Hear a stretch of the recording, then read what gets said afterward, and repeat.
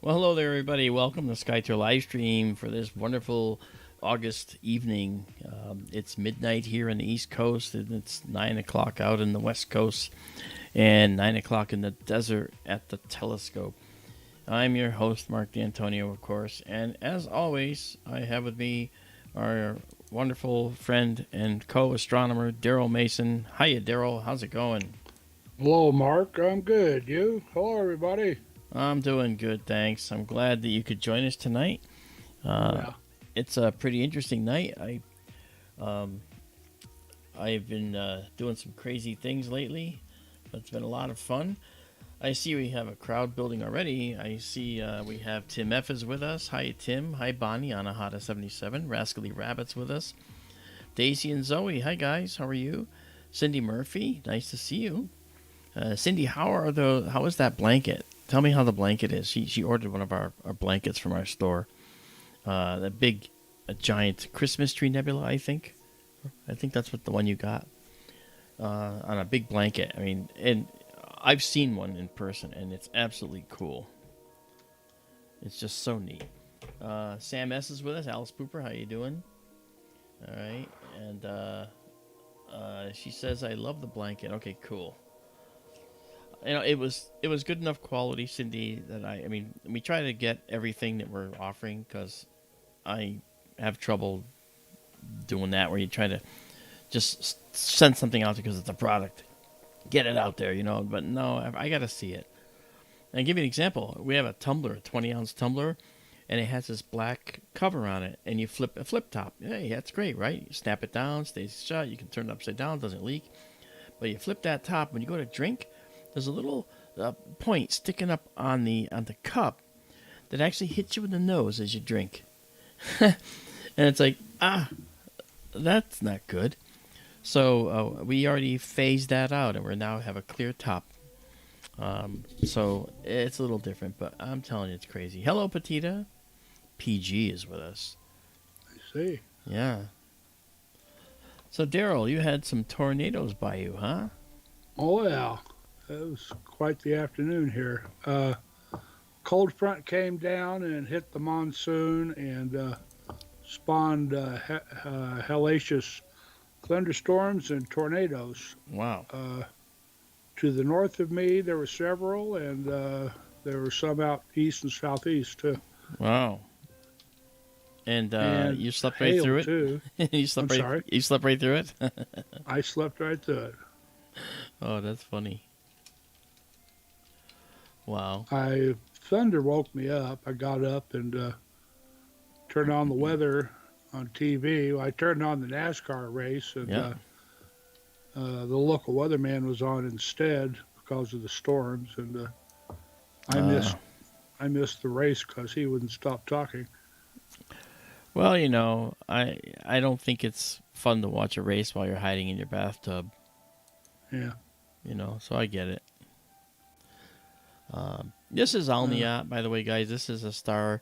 It's west of Antares, the in Scorpius, and it's got its own cool nebula around it, as you can see. It's ionizing some hydrogen around it, so it makes it look like that. It's pretty cool. So, that said, we're just this is just our stopping off place for the moment. We're not going to save it or anything because we're going to be hunting some nebulae today that we don't often see, and we're going to cruise through the Milky Way and go to places that we don't normally go. So it's kind of cool. If you notice, if you look here in our planetarium program that helps us guide the telescope around, there's a big Milky Way out here. There's a lot going on. So it's really interesting to try and figure out what else is out there. And I really enjoy doing that. yeah. There's the tail of the scorpion too. Right here. Yep. Shaula. Shaula and Wasaf. Yeah. Messier 6 and Messier 7 are right there too. Ptolemy's cluster is Messier 7, and Yeah, right there. right there, and the butterfly cluster just to the upper right of that, that's Messier 6. Okay. They're pretty sights. They're star clusters. Yeah, well, this one has more than 100 stars in it, Ptolemy's cluster. Uh, I'm not sure if we can actually see it. I mean, it's as high as it can get for us, and it Yeah. might just be on the border. The next scope, we won't have any trouble. And I may modify this building down the line so that we can automatically lower the sides a little bit, or raise the scope on the lifting column. That's the other thing that I've been playing with as well.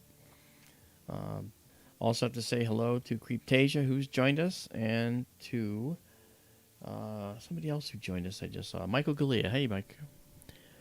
Yeah, so we can try Ptolemy's cluster. Let's see if we can do that. It's not quite dark enough yet to, as you can see, there's a red glow around here. That's actually the sunset light that's hitting us right now. And it's a beautiful sunset out there tonight. And let's see here. Let's go to night vision mode and check out that satellite. You know what kind of satellite that is? Zoom, zoom. It's a Starlink. Let's take that out of there. We don't need that now.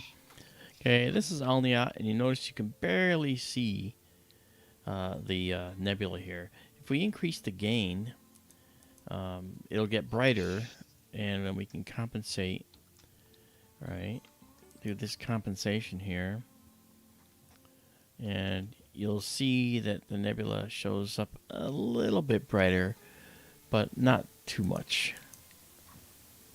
Now, our temperature on our sensor that we have right now is minus 6.3 Celsius.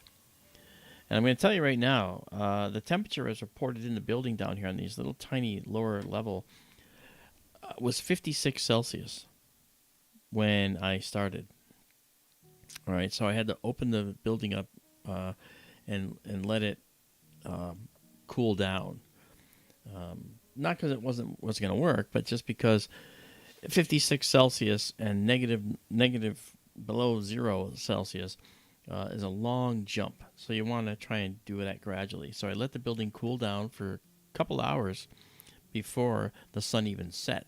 This building's been open, and it's cooled off nicely. So now look at that, twin Starlinks crossing right in the middle. Look at that. Oh, that's cool. Really? Yeah. That is cool. Well, it's recorded in a stream for all posterity, so we'll have to make a note of that. Alicia's with us. Hi, Alicia Vieras. How are you? Alicia, I think I told you I will be in Edinburgh, Texas next week. I'm arriving on Thursday, and I'll be there until Sunday, and then leaving on Sunday. And good night, Darlene. Oh, it's okay. She can fall asleep. She's got a busy day coming up, I'm sure. You know. So, it's nice to see everybody out here. I did make some announcements throughout the internet and throughout Facebook and social media, letting everybody know I was here. Yesterday, I did a show called Night Dreams Radio, where I was a guest on the show. And I was really, and Daryl knows this because I bored him with it earlier. I was really astonished to see that at the end of the show, when they gave the demographic information and they went through all their numbers, that 5.1 million people listened to the show last night. That was incredible. And we did talk about Skytra Livestream. We did talk about the technology that I believe an alien race would use in order to get here.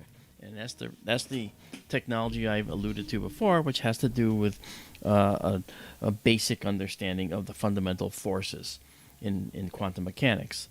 And I could be tempted to talk about it later, but right now I want to let the sky get dark, and I want to take us to one of the first items you want to check out tonight. We're going to be looking at a number of Barnard objects tonight. So what I have to first do is go up and get our catalogs, DSOs. We want the Barnard catalog, which is B. We've got the index catalog, we've got the Mesher catalog, we have the NGC, which is new general catalog. Sharpless, very good catalog. Very important. And we have also Lynn's Dark Nebula, and we have Lynn's Bright Nebula. Okay, and we're going to look at that as well. That's going to show us some really interesting things, and that's going to pretty much plug up our view for the time being. This reminds me, if you're going to do a sojourn up the Milky Way, maybe start with Messier 8 again. And we both wondered last stream what exactly the Chinese dragon was, where it was. And I have it nailed down now if you want to go to that at some point early tonight. Absolutely, that's a good idea. So I've got Ptolemy's cluster already selected here. Oh, okay. As you can see, so I'm just it's just about as high as it's going to get. So yeah, we'll see if we can go see it. All right, because I know that it could be problematic. It's just one M number away from Messier 8 Lagoon cluster. I know. So here we go. You'll notice look where the telescope's pointing. It's actually pretty low. But if you look at this one here, oh look at that, we got it. Nice, nice, Daryl. Nice. Yeah, I did focus, but I'm going to be doing that several times. You'll also notice that near Ptolemy's cluster there is a little red nebula right here, so that's kind of cool. And there's one in here too, so it's kind of sprinkled all throughout here. I think there's one here as well. We'll have to check it out. Nice, huh? Sure. In a telescope, you might expect it to look something like this, or maybe with a little bit more depth to it, like maybe that. Okay, but we're going to start this. We're going to try a 15-second shot of this. And I think we're just barely above the edge of the building. So we'll do this, and we will go into our live stack here. Yeah, that's the last one. We don't want that. And we'll clear this. And the next image you'll see will be of Ptolemy's cluster with nebulae, I think. Ah, my gosh, look at that. Nice. Got some dark nebulas, too. Yeah, we do. Yeah. Maybe you should go ahead and try Messier 6 after this. It's a little bit higher. I'm thinking you're right. Look at this, guys. This is really pretty. It is. That's very nice. All right, I'm going to give us just a little processing to soften this up. I mean, there's so many stars there that it almost doesn't look like anything. But if we zoom in, right? Okay, I can see. Oh, it's almost perfect. Guiding is almost perfect. I'm going to clear this because I didn't give it enough time to capture a guide star. So we're going to do it again now.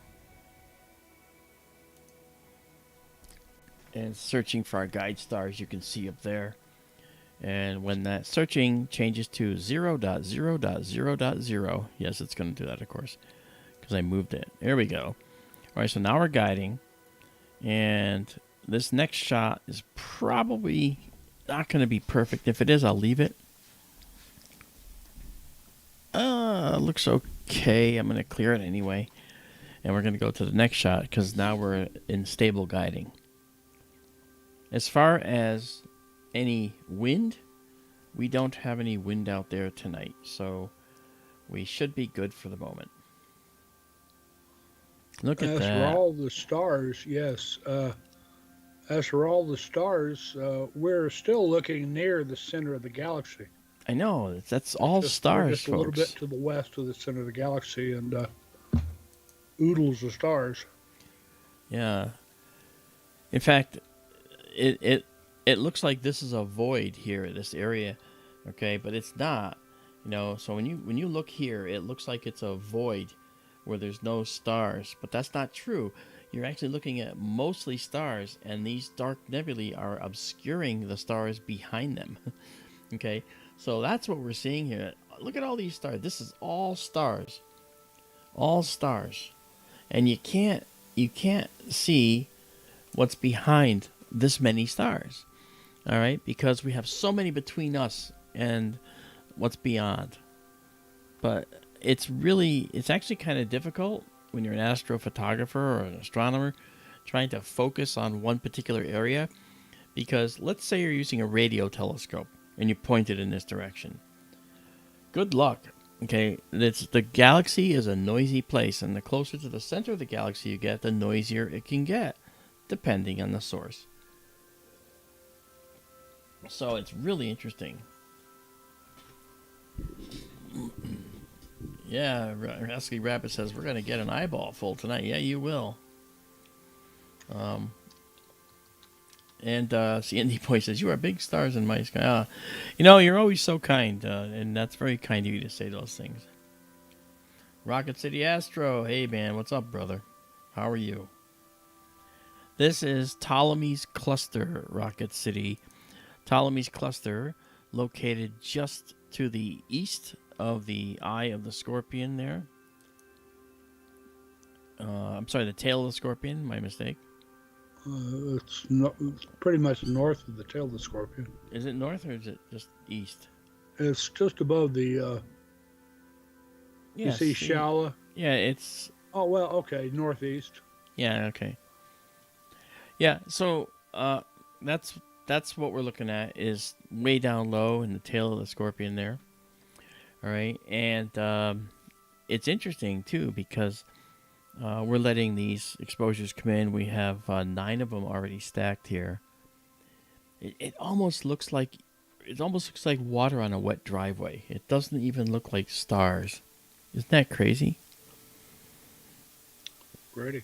In fact, in order to make it easier to view it, I literally have to soften this. So I have to actually soften this view here in a minute.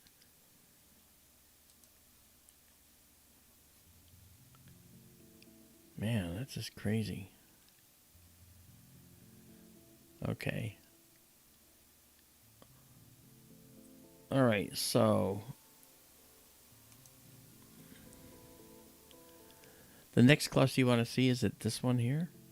The butterfly, Messier 6. Okay. So that's going to be this guy right here. Hopefully. There's a lot up there. I know. We'll never make it up if we stop for everything, right? Yeah. Very cool. All right, so let's come back here. Yeah. I see the tip of the spout of the teapot right there, and Bada's window right to the upper right of it, and yeah, the center of that Milky Way galaxy is just to the right of Bada's window. That's correct. That's right. That's where it is. All right.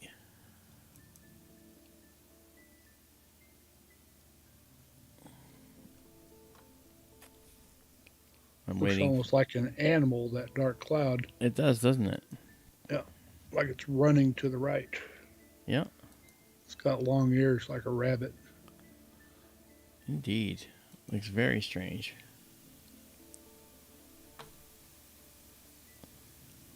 Okay, 1 second. I gotta try something here.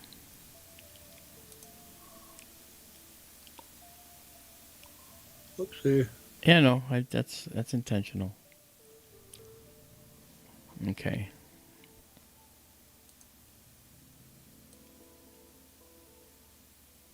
All right. I want to soften this up a little bit. Not soften as in defocus, but just remove the sheer volume of stars that we're seeing to make it a little bit easier. How are you doing that? Down here, I'm changing our mid-level so that some of the stars that are so profuse in the middle of these dense areas are actually subdued. So that's what I'm doing here. So in other words, if I bring this down, see what I'm doing? It changed. No, I don't see anything. Well, you see my screen. I see you in a circle in the middle with a blue background. Looks like folded cloth. You don't see the stream? No, I think you stopped sharing screen. Oh, well, you should have led with that. Okay. Um, I said that a minute ago. okay, well, there you go. There I am. All right. There you are. Yeah. So, yeah, look at this. This is just beautiful. Okay, we have done 24 of these. This is Ptolemy's cluster right here. Get right there. And we have all kinds of amazing things to see here. Oh, gosh. All right. You going to save this one? Of course. Yeah. Ptolemy's cluster.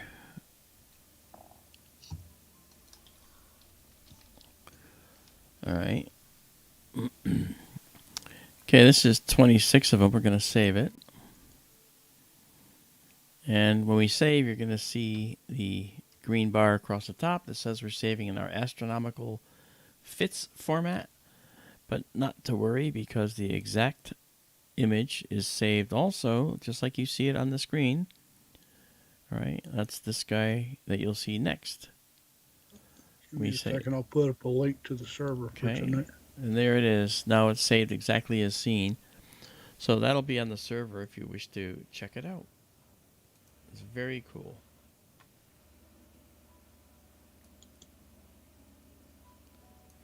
All right. Okay, so now that we've done that, we can clear it and move on to our next item, which ought to be pretty cool. And we're going to go to our night vision mode here. So there's Ptolemy's cluster. Who would have known that there was a dark nebula lurking here, right? So that was our first dark nebula that we caught for the night. And if we bring up our planetarium program again, we'll be able to go to the next one. All right. You want to do the butterfly cluster, huh? Sure. Okay. Right there, I suppose.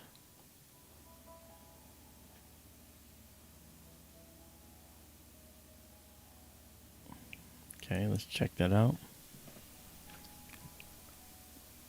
I'm noting a mild slowdown in our Starlink, so not to worry. Okay, now we're going to go over here. Let's go there. It'll be fairly quick. We're going to run up here.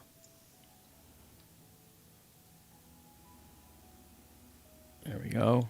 And you'll see this cluster show up. There's the butterfly cluster. And you're going to say, where's the butterfly?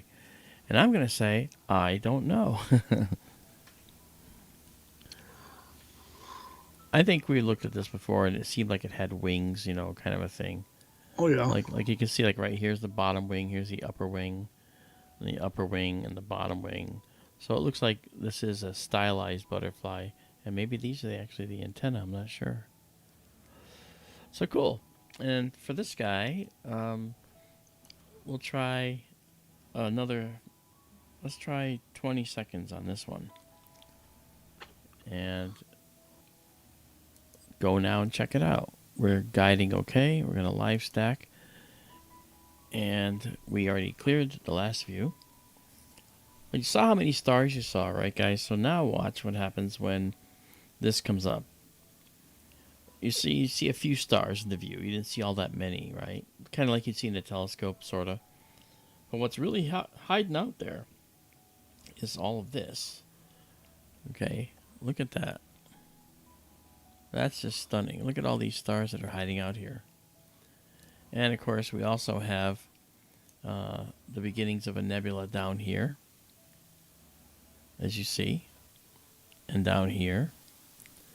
So this is an area where we're looking in the Milky Way where there are tons and tons of ionized clouds of hydrogen.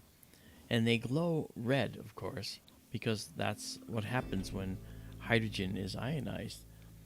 It'll ultimately cause a red glow in the cloud. I learned something the other day about that. All the nebulosity we see around the star Antares? Yes. Well, the little hot blue secondary star orbiting Antares is what is energizing that nebulosity. Plus, the red light from Antares itself is illuminating it, but the blue star is energizing it. If you know the difference between the two, Yes. Well, Antares being a double star, of course. yeah, if you remember what I talked about last time, um, I mentioned how red giants can't energize anything. It can't make something glow because their surfaces are just way, way too low temperature, and they're not outputting a lot of the ultraviolet. But in terms of a secondary that might be a white dwarf that's hot, that has a lot of ultraviolet, and that could do it. Absolutely. Okay, here's the butterfly cluster. This is really pretty.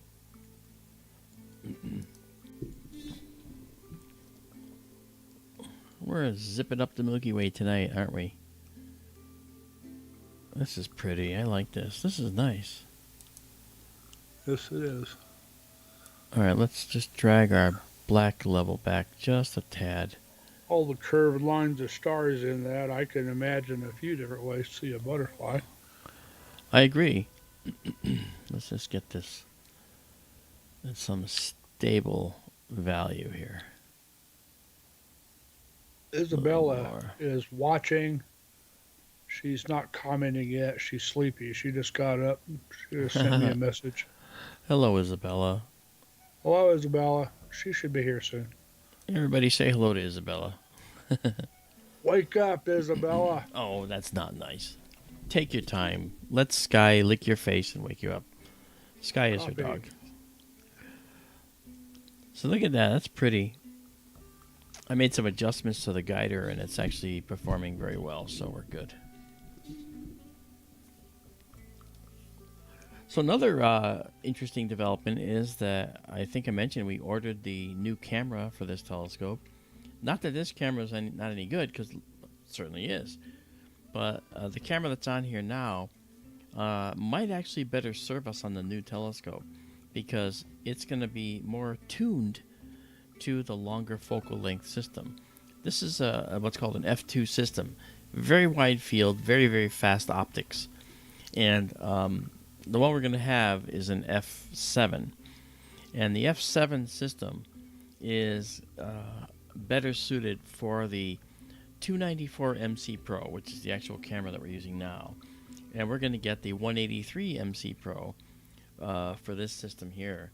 And for those that are interested, the pixels are going to be just about half the size of the pixels on this sensor. That means to us that we can do things like zoom way in and see and continue to see tremendous amounts of detail. So when we go to 100% on this guy, you can see that if I go any more than that, okay, you'll start to notice the pixelation, right? And you can see it now. You can see the pixelation in our stars here. Well, the 183 MC Pro, we will still see pixelation if we zoom way, way, way in, but it won't be there for quite a bit longer. In fact, we'll be able to zoom to about, here or so, and this would be like the native level, maybe even more for this new camera. So there's more pixels across and down. It's bigger than this camera in a sense, but it's a square format. This is rectangular format, okay, as you can see. This next one's going to be a square format.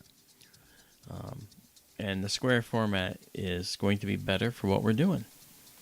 It'll allow us to use some screen real estate for additional things while not sacrificing anything. So that camera's already been ordered. It should be in Monday at the location, the store. We're coming in Star Arizona in Tucson. my favorite astronomical source center. Now, I could have bought the 183 from Gina Astro or High Point Scientific, or even Orion telescopes, but I choose to buy everything from Starizona, and they just didn't have it in stock. So, you know what? It's okay. I'll wait a little extra because their service is unparalleled. So if you need something in astronomy, call Steve, call David, call Dean at Starizona. And they're not even paying for this ad. How about that? Izabela's here.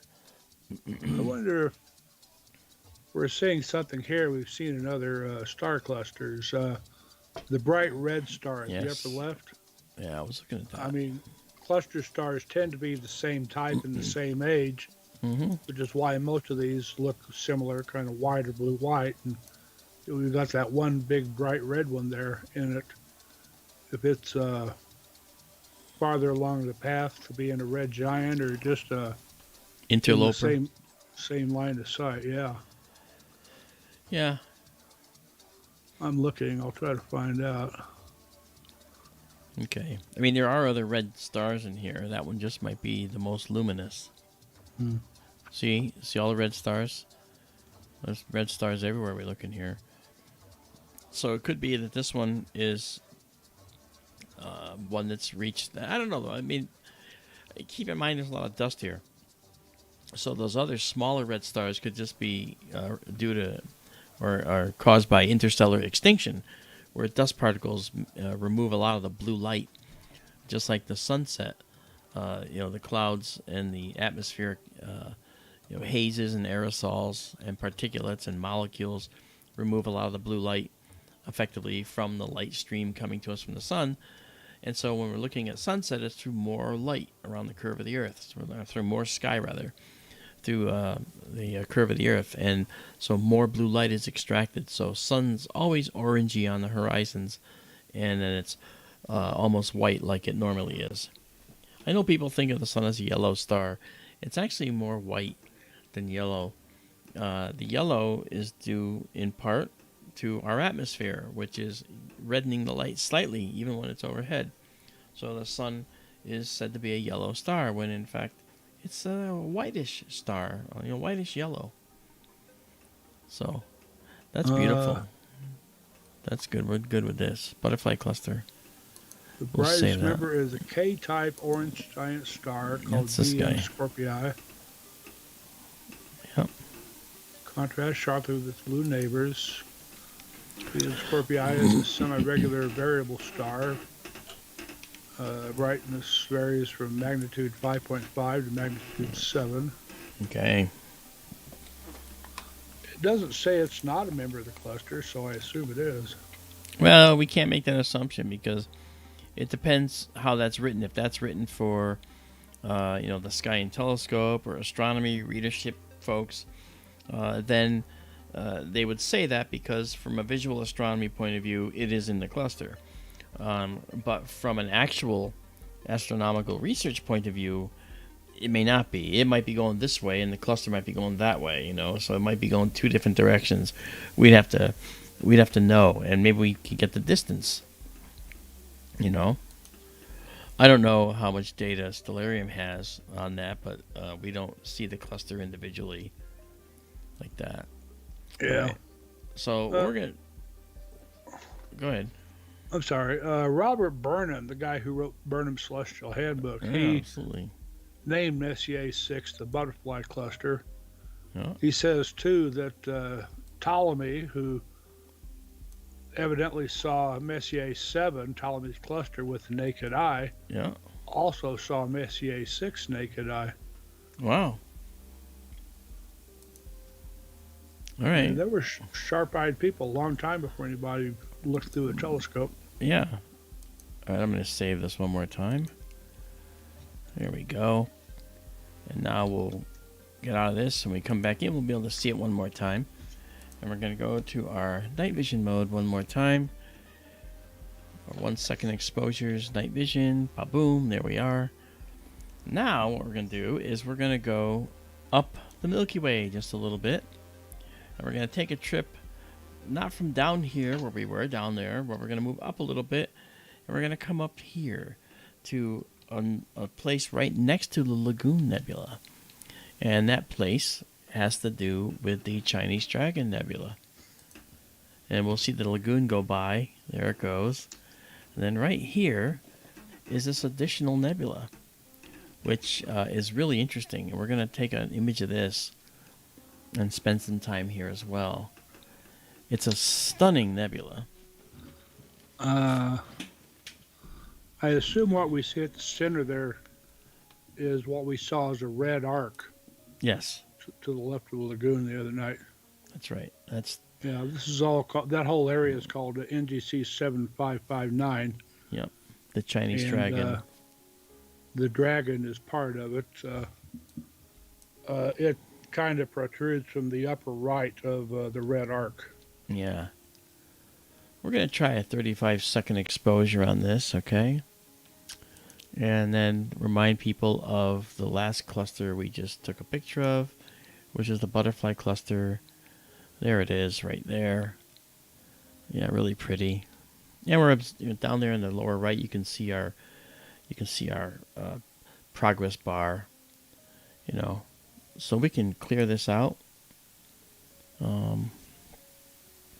And we can also stop the stack.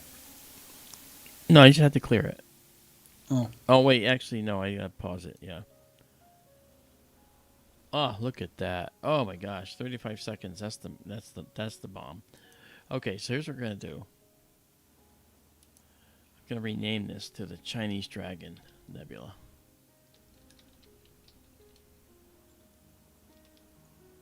It's interesting. I've never been able, as a kid looking at astronomy, I've never once noticed this nebula right next to the lagoon. Just incredible.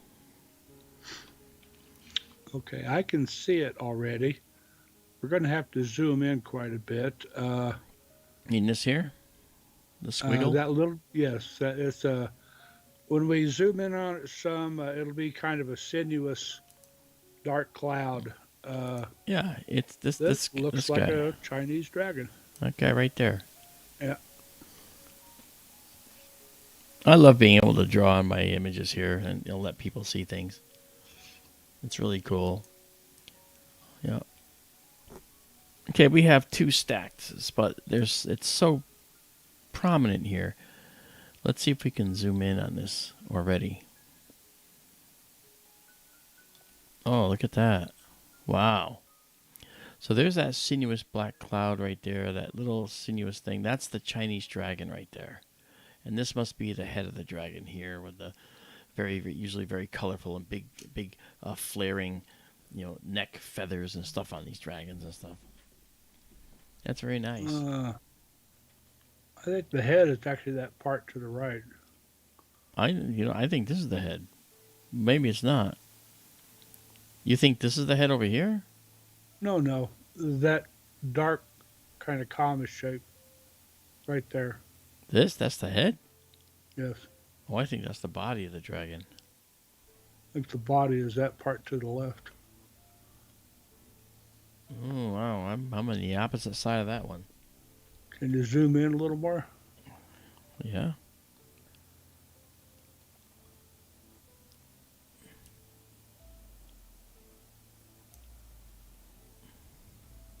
Well, maybe. If that dark cloud is passing behind that bright red arc, I could almost imagine those two stars close together could be the eyes. Yeah, maybe. When I've seen pictures of the dragon, to me it always looks like the head is that part to the right. Okay. But whatever floats your boat. Let's do some processing here. There we go. Look how pretty this is, guys, up here. All right. I mean, this is really stunning. Let's zoom in on that. We're looking at a dark nebula. Okay, the dark nebula is here. All right. Remember, dark nebulae are really important in our universe because those are the fabric from which you're made. They store molecules that are ejected in supernova explosions, molecules made after the fact, atoms made during fusion, they get ejected, and they end up being bound into dust particles in the universe. And that interstellar dust is the most amazing stuff because it gets coated with ices. There's lots of ice out there, not just water. We have CO2 ice. We have ammonia ices. We have other ices beyond that. We have cyanogen particles and molecules. We actually have many different types of ices that form and cover the dust grains, and thus contained in this deep freeze is everything needed for the fundamental foundations of life somewhere else. And there's also copious hydrogen gas, the most notable and plentiful element in the entire universe, and it is the thing from which stars are made. And the stars are initially made from this, and then the stars then make further elements in their cores, as we've talked about. Every element in you was made at one point in the heart of one of these brilliant points of light we see in the sky, and ejected from a star that blew itself to pieces at some point, and thus we, at one point, were a dark nebula, where our solar system was formed, which isn't right exactly at the spot we're in now in the galaxy, because we go around the galaxy. We were formed within a dark cloud like this, and then we probably could have illuminated some hydrogen gas with our young star. At the point, it might have been hot enough to, ionize some hydrogen, but not much. It's not very good at that. But still, when it was young, it had some ultraviolet episodes in its tempestuous youth. But this beautiful dark dust here is notable because what it does is it can scatter light very nicely, and the light it likes to scatter is the higher frequency light, that is the bluer light. And so that's why these hydrogen gas clouds seem to be fringed by a blue ring. This blue stuff around it, this blue halo that you see like this, that blue halo is because the dark dust is scattering starlight. And there might be more hydrogen in here, but it's being obscured by the dust, whatever. But either way, this is just a gorgeous location. There's so much to see in here. Look at this. Oh, yeah. If you wanted to see dark nebula tonight, this is it. This is one of the main ones, yeah. Yeah. Yeah. That's going to make a nice picture. It will. Okay, we're 11 stacks in here. Let's do some processing to see if we can pull out any more data. Oh, look at that. Now let's zoom out and just see what the overall look. If you had any doubt that the universe was full of stuff, let this picture serve to show you that that's not true. Here, let's move this over, shall we? All right, and let's actually drop this out of the way. Okay, paid attention to my gesture, and now we'll do this. All right, look at that. Hey, the Arctic Dark Nebula deal on the left is cool too. Yeah, right here. Yeah. Right over my head. All the way through the picture. Yeah. So you can see, as I said, there's that beautiful, right there, that beautiful little blue rim around this nebula here, around this part of the nebula. Gorgeous. And this red hydrogen glow might be inside this dark nebula too, but the nebula might be obscuring it from us.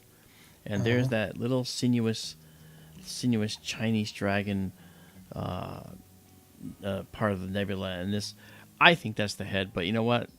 Daryl could be right. We'll have to check it out. Jessica, how are you? Nice to see you.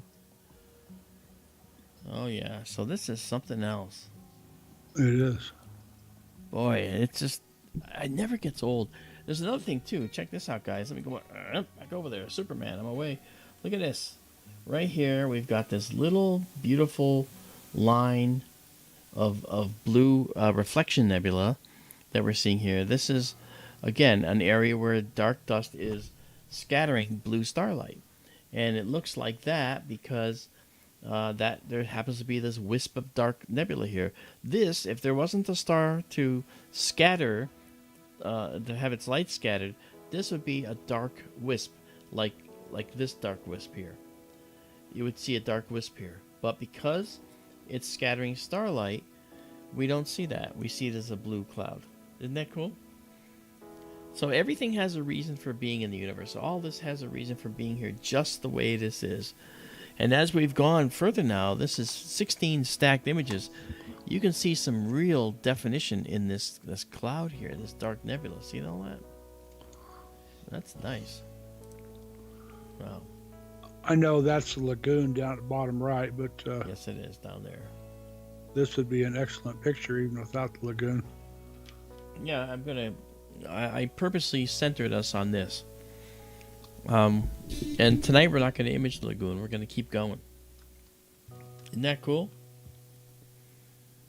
Wow.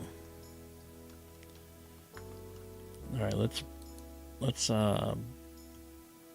bring up our Dakar stack again, and let me see the telescope again. Pop that over. Okay. All right. Beautiful. Beautiful, beautiful. And this is the Chinese Dragon Nebula. I'll save it now. Yeah. I think that whole red area there we see just right of center, all that comprises NDC 7559 or whatever it's called. Probably true. That whole area. Probably true. Michael Hedrick's with us. Hey there, Michael. How you doing? Isn't that gorgeous, Michael? It is. Cindy, that'll make another excellent blanket of stars and nebula. Actually, that would be a gorgeous blanket, Cindy. I just think of providing you guys with wonderful astronomy education. If there's a cool product you can support us with, I'm humbled. You know, just remember we got a lot of we got our Patreon subscribers that are here, and we have a wonderful Patreon. If you guys see fit to join our Patreon for as little as $5 a month, you can support us, and that would mean a great deal to us. Our internet's $100 a month, and we're going to be supporting another internet of $100 a month, and then a third one at $100 a month at Starlink. So we're going to be getting to a point where we're going to end up either having to plateau out and stop doing stuff, or we'll be able to move into the next phase of what we want to do. Incidentally, we're also going to do another type of observatory that we're already thinking about down the line. Marianne and Tara know about this, and a few people know about this, and we're not saying anything yet because we want to make sure we can get some funding. I'll be meeting with some people about that as early as this coming Monday. But, the bottom line is our day-to-day, that's all you guys. You're the ones supporting us. You guys are doing it all. Gosh, this is beautiful. I'm going to have so much fun processing this. And I got to do it before. I got to do this before Izabela. That's going to make a heck of a picture. We love Izabela. She's like a pit bull when it comes to processing, though. If she sees something she wants to do, don't get in her way. Just back away and say, okay, that's yours. I won't go there. No, she's wonderful. She helps us greatly. Hey, DK, how you doing, man? DK is here. And did I see Keith? Hey, I'll give you $1. Hey, you doing? Keith's great. Hey, you're streaming too, Keith, right? I saw a waning gibbous moon over in P&K Space Imaging. I like your new logo, by the way. That's a cool logo. Really refreshing and solid. Excellent. Yeah, okay.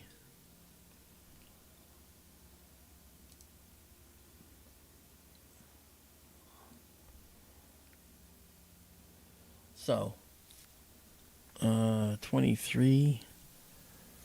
I'm going to save this again. And save exactly as seen. Excellent. Yeah, this is beautiful. I do want to mention too, and by the way, I don't even have any enhancement on right now. I don't have any unsharp masking. If I did that, let's see how that looks. Okay, unsharp masking brings out all this additional detail in here. Check that out. Look at the sharper delineations around this whole area. Holy cow. You know, to me, that bright red arc. Yeah. This kinda one? reminds. No, the Or brightest this? part there. Oh, The bright here. red arc in the middle, just below center. Yeah. Oh, there. That reminds me of a koi fish. Ah, it does. Big giant goldfish, kind of a gold red color. It really does. And like the head is up here with a little bit of white on it, maybe. The tail back here. I see Or the head. you see it the other top. way around. Yeah. Okay. Yeah, figured. I want to say hi to Lynch Hub. Hello, Kyle. Kyle Lynch is with us. I gotta say, in the beginning, we used to tell Kyle a few things about his assumptions in astronomy. That were just a little bit off the wall, that weren't quite correct. In our understanding. But I want to compliment you, Kyle, on your efforts. You have come a great distance, and Kyle has actually potentially discovered some real interesting things astronomically. Now he's using a large observatory telescope, which I don't remember the name of it. Kyle, you'll tell me, I'm sure. But he may have found an exoplanet and so forth. So I'm really proud of the kid. Good job, kiddo.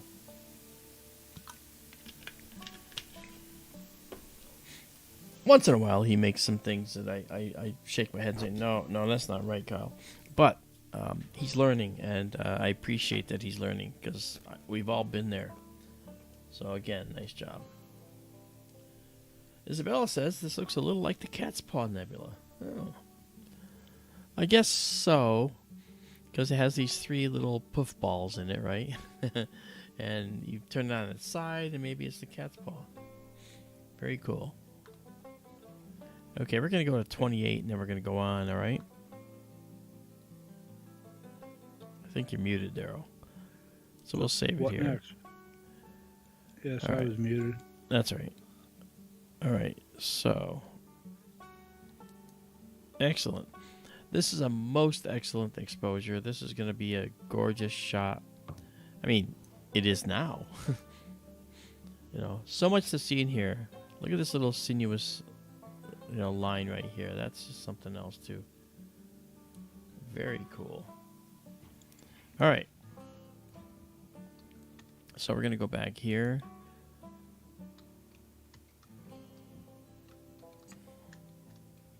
All right. And here we go. And we're going to go back to our 1 second. I hate to say goodbye to it, but we've got it recorded. So it's up on the server. If it's not already there, it'll be there in a minute. It's all there. Picking up next. Oh, I got to go and look. There's so many places to go. I was thinking of trying an area that doesn't have anything that we know in it, just to see what we can capture. Like, we can look at the small Sagittarius star cloud. Or a large Sagittarius star cloud. Yes, we can. Or We can go up here to M11. Yeah. Scoot them. Yeah. we mentioned before that you and I had a great time a year or 2 ago when we had lost Oh, yes, we lost our location connection. on the telescope, so we Yeah. just wandered around till we hit the Milky Way and then started going north and stopping at every dark nebula, we saw all sorts of neat stuff. I don't know if we ever did identify a lot of it. I know.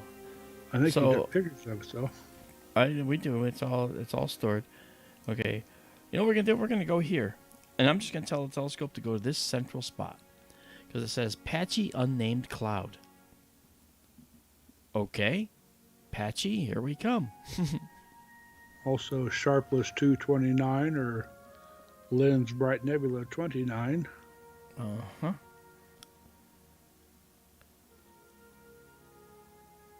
All right. Why do they call it unnamed? It looks like it has two names. Well, Or two designations at any rate. yeah. Well, I had not selected it. Okay, so now technically here we are. We are now technically in that cloud. So let's just pull us to the west a little bit. This should be interesting. We'll head up a little. I think Alicia is saying goodnight. I missed that. Good night, Alicia. Thank you for dropping by. Okay, so... Alright, we're guiding now. So here's what we're going to do. We're going to... Because this is, again, one of those locations that are interesting, we're going to do 30 seconds here. Right, off we go. Guiding is stabilized. Come out of night vision. Go into our stack. And we'll see the nebula we just took a picture of. The beautiful Chinese dragon. One more time. Our progress bar down there is showing us that we're taking a picture of this new thing now. So we'll clear this. And we're going to call this Patchy Unnamed Cloud. Because that's what they called it. So here we go.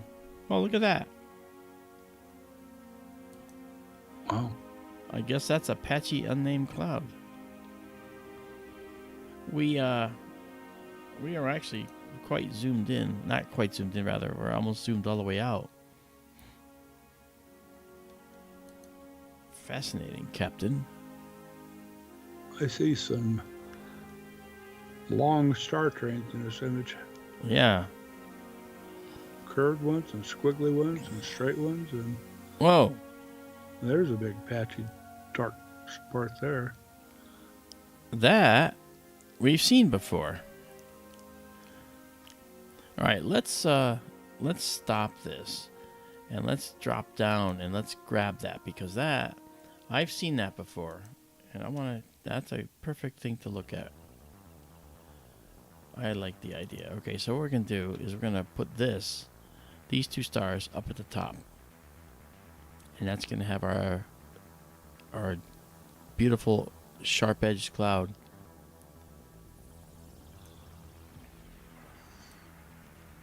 Here we go. Yeah, look at it. You can see it right there. Yeah. All right. A lot of stars. Holy crap. That's just incredible. Ooh. Probably want to head to the west a little bit, too. Yep.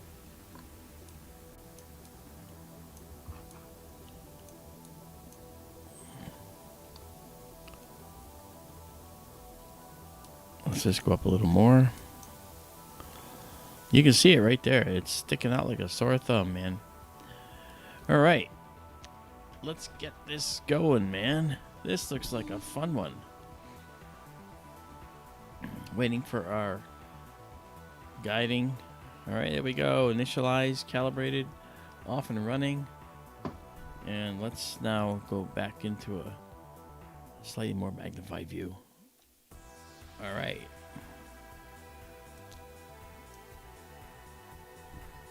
I feel like a DJ to the stars.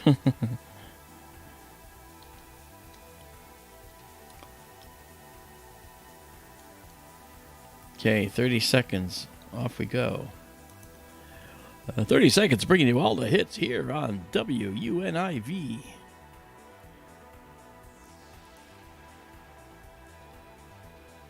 Now we'll come into our stack and clear this last one.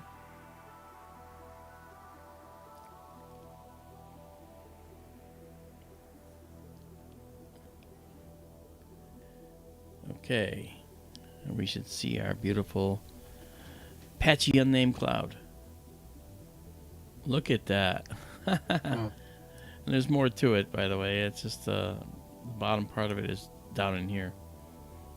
Look at that. That's pretty. How about that? Looks like an elephant. It's amazing. I've There's seen so many things like this before. Over on the left side of it, upper left is shown now, like dark streaks running through it and across it. Yeah, like that, yeah. Yes. Those will show up There's later in just a one minute. that's diagonal up and down. Here? No, over at the top right, top left. Talking about this one? Or that A one? little lower. Okay, little well, lower it's that to one. Well, no, there's the horizontal ones that are slightly leaning, and then almost at a right angle to those. There's a big dark one right above your pointer now. This one? Or this one? Almost vertical. That one. Okay, cool. I mean, I've mentioned before when you see those, sometimes they look almost like artifacts. Are those real? Yeah, I mean, the camera's reporting what it sees. Those aren't artifacts. That's bizarre. See Yeah. some faint ones over on the right too. The Well, if you very top right part looks like the head of an elephant with his trunk hanging down to the bottom, to the lower right. Yeah, that's what I just said. I just said Oh. looks like an elephant. Remember? Yeah. Yeah, this is cool. So if we can look at that little black Yep. glob is very interesting too. Look, if this is the elephant's trunk, there's its eye area. A big domed forehead on him, and Yeah. that looks And more there's- like an elephant than the elephant trunk does. And this is the ears. So cool. This is really pretty.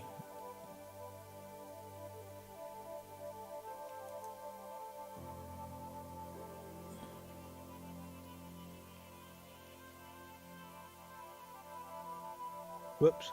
Is this what Stellarian was referring to as the Patchy Unnamed Nebula? I think so. Yeah, I think so.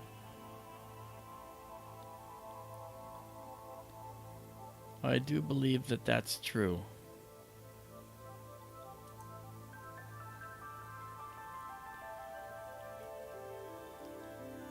This is cool. It is. This might be mosaic worthy if it continues out of the frame on the bottom. I think you're right.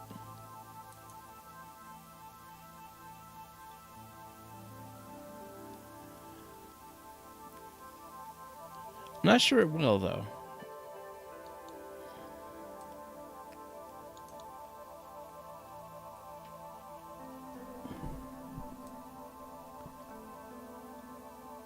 Wow, it even has elephant legs. Oh, okay. We already had it. It's just it was out of frame. Yeah, so this is good. This is a good location, a good object to capture. Reminds Sam S said looks like a petroglyph. So I guess. kind of reminds me of a cave painting. It does. Looks like a pictograph, yeah. Daisy and Zoe say, I see a buffalo. Mm. Very cool. I want to welcome Dean Bustador. How are you?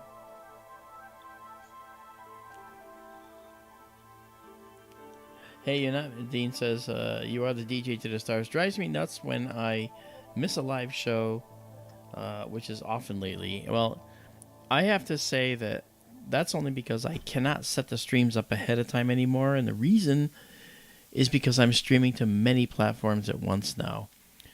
We're now going to Twitch, Trovo, Facebook, YouTube, and Rumble all at the same time. So we're live on all those platforms as we speak.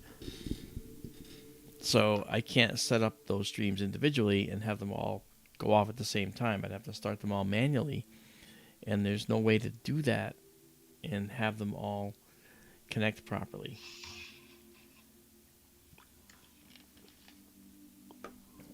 Isn't that right, Spock? Approximately to 3 decimal places, as Spock would say. You know what I'm talking about. Absolutely. Absolutely. That's why I said it, because Cindy Murphy said it. Yes, I know. Yeah. Spock, how far is this cloud? So we're looking several thousand light years away to this area. This is a dark cloud. It's not a void in the stars, by the way. It's a dark cloud. Oh, look at that. I mean, look how pretty this is. Now you wonder, you look at this, you say, how many worlds are out there? How many civilizations might be out there? How many life forms might be out there at the most base level? Certainly, there's millions of and more, hundreds of millions of planets out there, probably just in this view.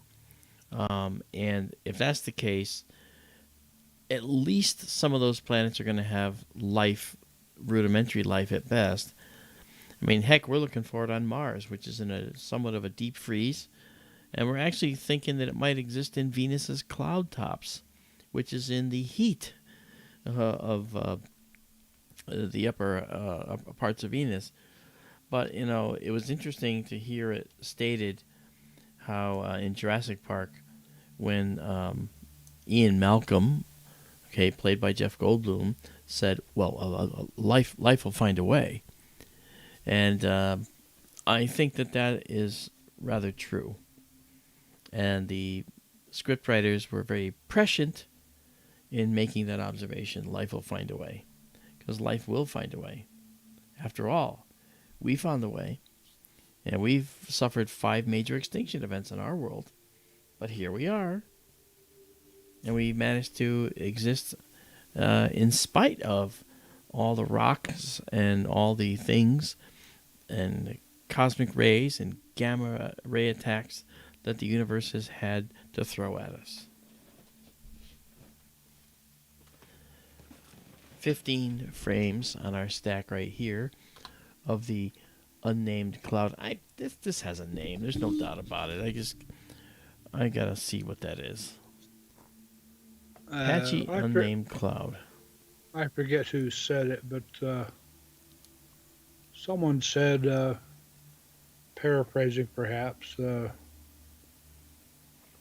with all this, yeah, it would be a shame if there was nobody out there to appreciate it.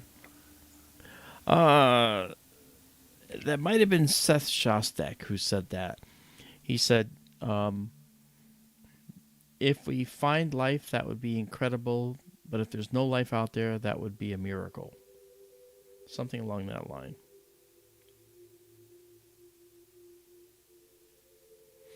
Right? That's kind of what he said. Kind of. Okay, we're at 17. We're going to go to Sharpless 2-58 next.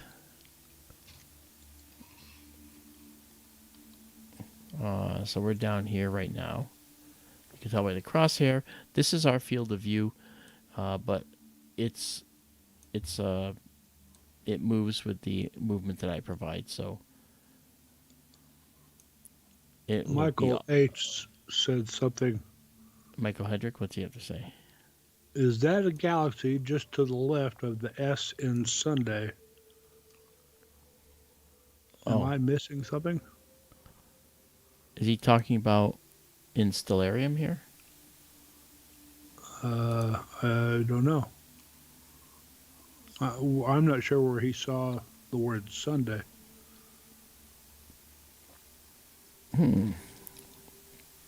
I don't know. Michael, please tell us what you're talking about. Immediately. He says no. on the screen. Well, yeah, I get it. Let's see. Is the word sun? Oh, I know what he's talking about. Up here, in the on the page, Sunday appears right here on our page. There it is. And he's saying, is there a galaxy? You're talking about this little circular thing here, Michael? We're looking toward the center of the galaxy. So, yeah, Sam, that says in your caption at the top. Thanks, Sam. Yeah, sorry, folks. I don't see that caption on the shared screen with Marc.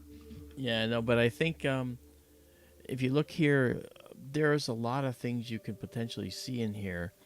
I know this is probably the thing you might be thinking of. I'd have to look and see.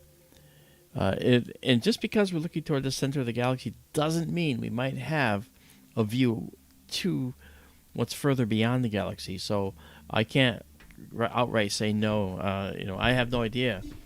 And I don't have all the galaxy catalogs loaded because it's not galaxy season.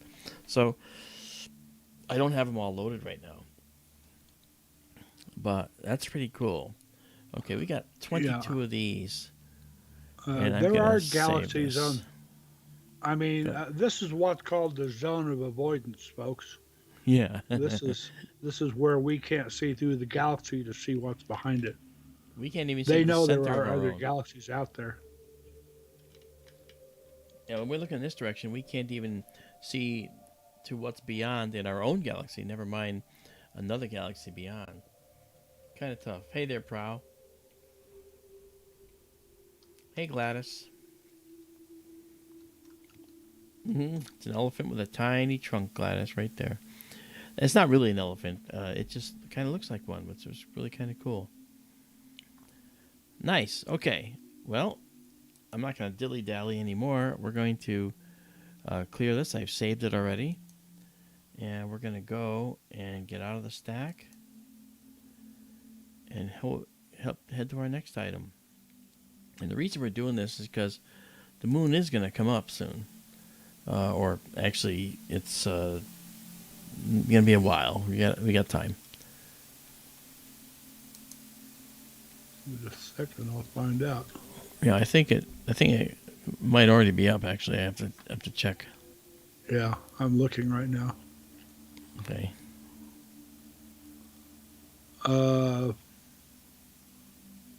Local Arizona time, the moon rises at 10:18, and it's 10:15 right now, so it'll be up in 3 minutes. Okay. Well, we'll keep trying to do what we can. We caught some really cool objects that we haven't seen before. There's already moon glow on the horizon in the east, there's no doubt. But let's find out if we can go to our sharpless guy. That should already still be selected here. Whoa, hey, look out. What's going on? Stop. Oh.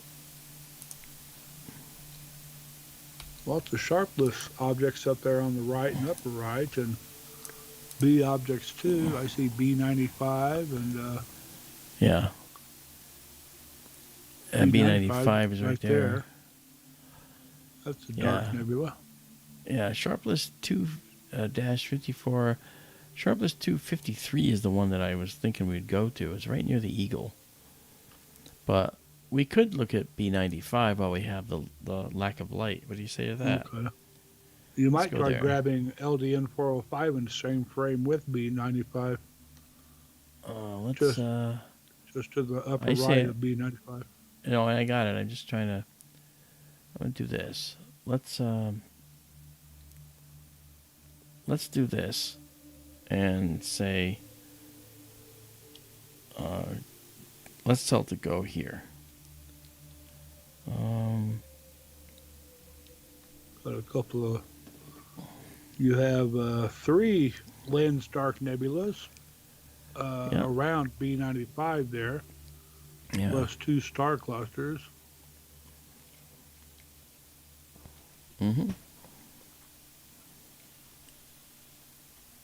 Okay, so technically. Oh, well, you can't miss that. Look at that. That's a dark nebula there. Wow. Sure enough. Yeah. So let's just get our computer up, and then let's do a 30-second shot here. Oh, no.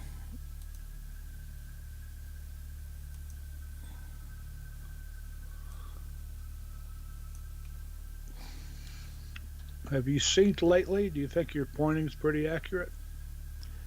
I synced earlier, Okay. but I'm gonna keep trying here. What's going on here?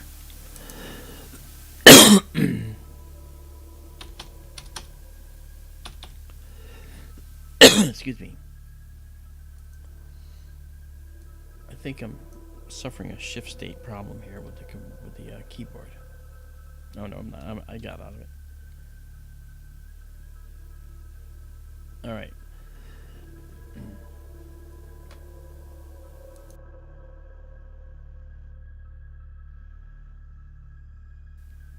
Okay. Here we go. Gladys heard a glass shattering sound. Say that 3 times fast. Glass shattering sound. Wow. Glass. I can't say. Glass shattering shattering sound. Wow. Sally So what is sells this? This seashells is- by the seashore. This is Barnard. Which one? 95, I think.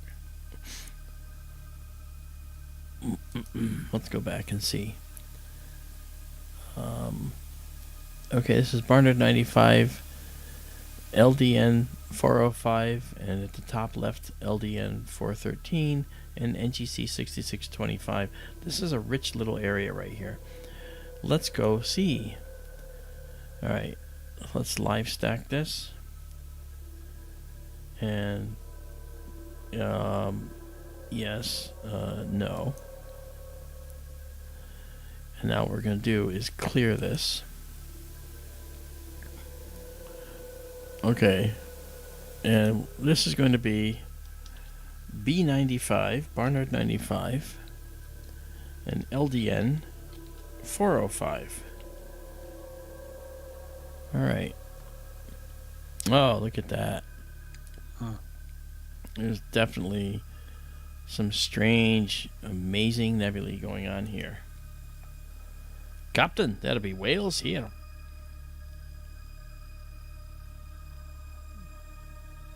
All right. What an active location. Here's the LDN 405. LDN 405, the other LDN up there, much fainter. Well, LDNs are dark objects, so I. Or LBN, I'm sorry. LBN 405. Oh, And then the LBN, the new one, the other one up there. And then, of course, the Barnard object here, B95. yeah. I mean, you got 2 or 3 dark objects, I assume, are lens dark objects up above and to the upper right. Yeah, we got that one there. That one there, and another one just to there. the right of it. Oh, yeah, we got this. Yeah, we can outline all of them just to show what they look like. All right, so we have a dark nebula here. We have a dark nebula here. We have a dark nebula here.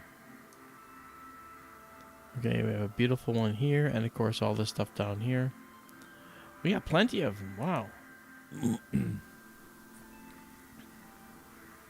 Stunning. And notice the blue tint.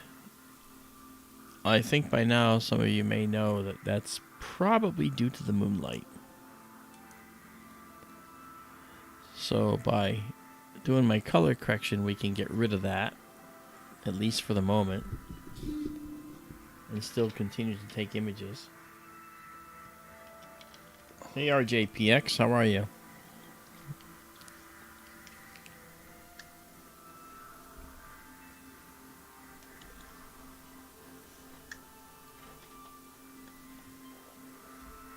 Yes. We have some nice music playing. This is cool.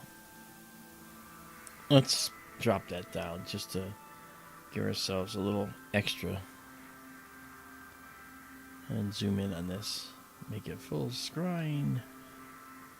There we are, Captain. Scotty, I find that fascinating. Clearly, Captain.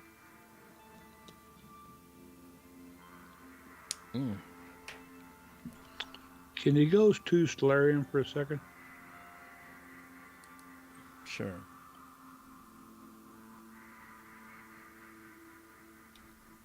So this is... Oh, wait, that says LDN 405. So that must be those little ones. I thought they were LBNs. Those are LDNs. Yeah. So we have Barnard 985 LDN and LDN. So I'm guessing... Sorry, I got to run back for a minute. Okay. So are we talking about this being the LDN? I'm not sure. Could I see some distinct ones here? Yeah. The frame in Stellarium says there's a star cluster, an NGC Down object here. To the right there, and I don't see that. All right. Let's go back. Another to the left. It might be... You're oh, wait. zoomed in a little bit. Maybe if you backed out maybe. all the way. I mean, that might be the star cluster right there. Right? There's a little star cluster there at the lower left. Maybe that's the one they don't name. To the lower left to B59. B95? I mean this? Yes. Yeah, that's the star. That may be the other star cluster. Well, let's go look.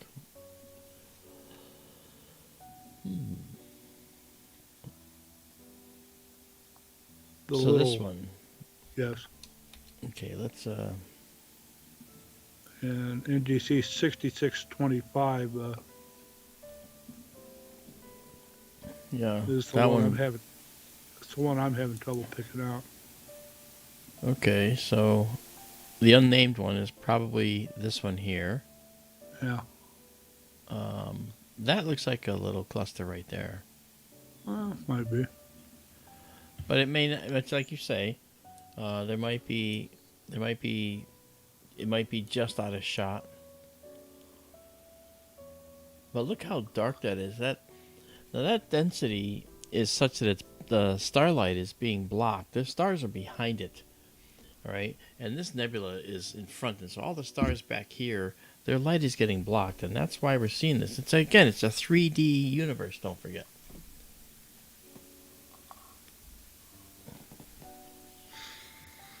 It's 3D. Gymnopedia. The name of the song.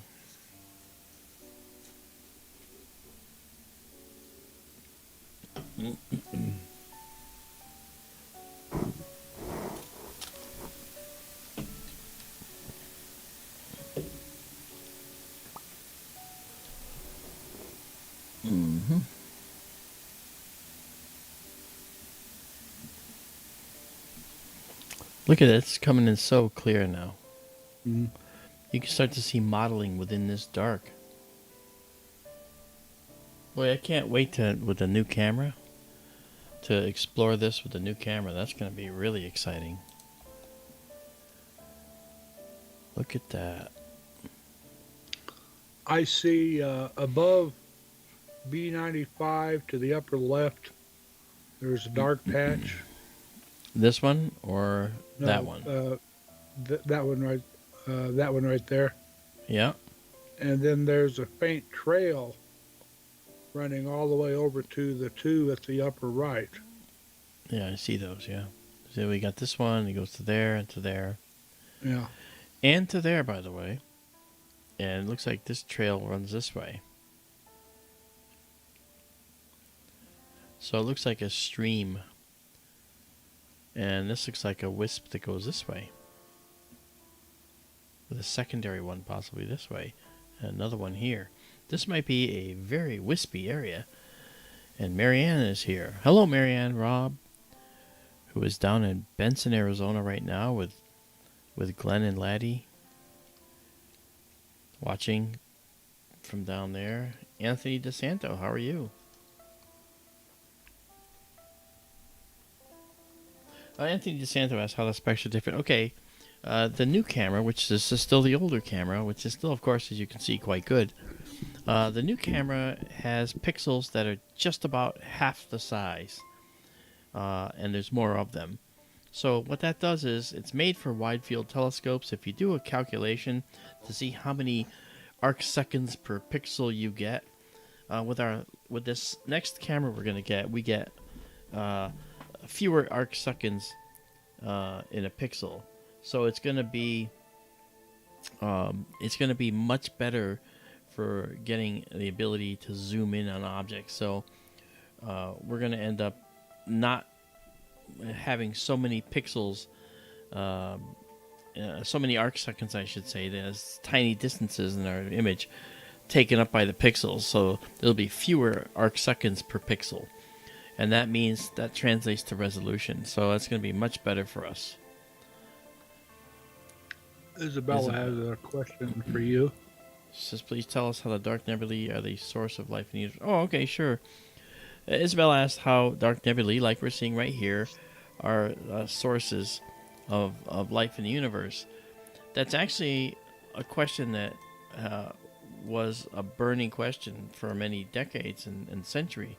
This nebula right here, for instance, that we're seeing, this dark nebula is made of all of the debris from countless supernova explosions. Now, did they occur right here? No. Everything in the galaxy is going around the galaxy, orbiting the galaxy. We're orbiting the galaxy. We've gone around almost 20 times in the 4.6 billion years that we've been here. And so when you look at an object like this, and an object like this up here, okay, like this little guy right here and up here, these are concentrations of dust, the debris from supernovae. Well, that dust can consist of carbon atoms, silicon atoms, calcium, magnesium atoms, a lot of stuff. Most of it is carbon atoms and silicon atoms. Those seem to be, the primary components that make up the dust grains themselves. And then other atoms that are made either with the star or made by the star and that are ejected in a supernova explosion are scattered to the interstellar medium, where they end up finding their way into interstellar space, where they will combine and mix with clouds like this of carbon atoms and silicon atoms. And these clouds end up getting icy layers on them that I mentioned. And the ice, you might say, well, where's ice come from? I know there's ice in my refrigerator.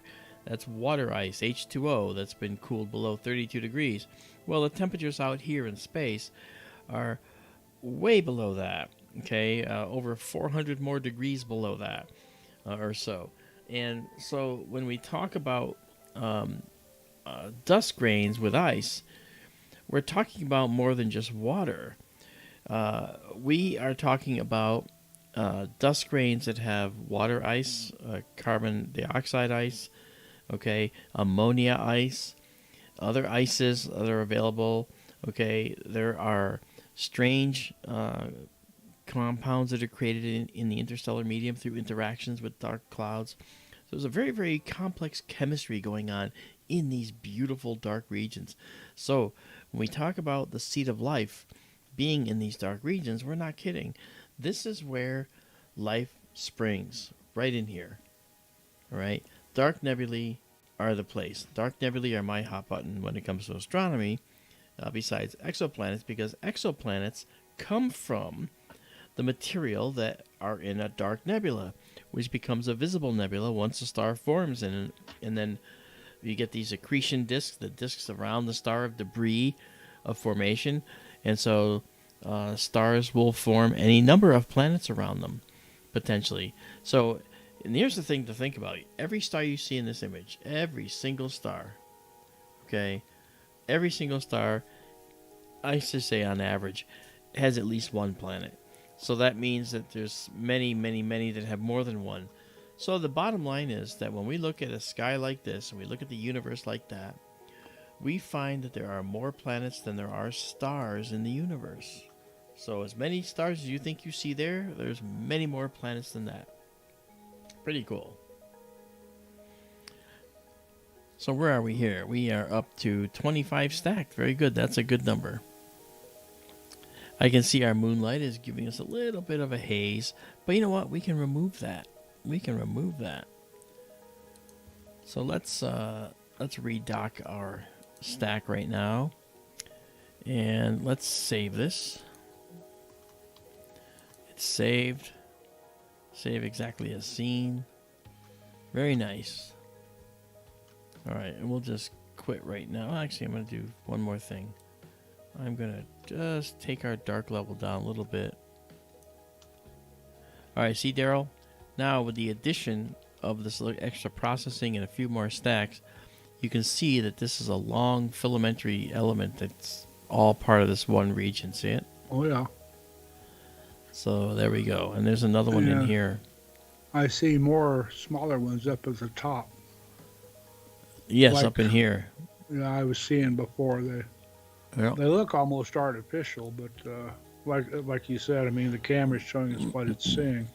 Yeah, let me correct the color here. Get rid of the moonlight. There we go. That's a little better right there. Okay, and so now you can see them better. All those little areas up there. Mm-hmm. Very nice. I'm gonna save this again. All right, and then save it exactly as seen as well. And that will end up. Man, this is just beautiful. Okay. All right, so this will be available on the server in a little while, and we'll just go up now and head back to night vision mode and see if we still have a chance to capture something else. Okay. I'm going to come up here. We're going to pick up where we left off next time, too, and keep heading north. Okay, we're going to go here. This is the Scutum Star Cloud, and this is a very interesting location, because I believe Measure 11 is right nearby here. There it is, the Wild Duck Cluster. So if we put the Wild Duck Cluster here, you'll see the Scutum Star Cloud down the lower right. So let's do that.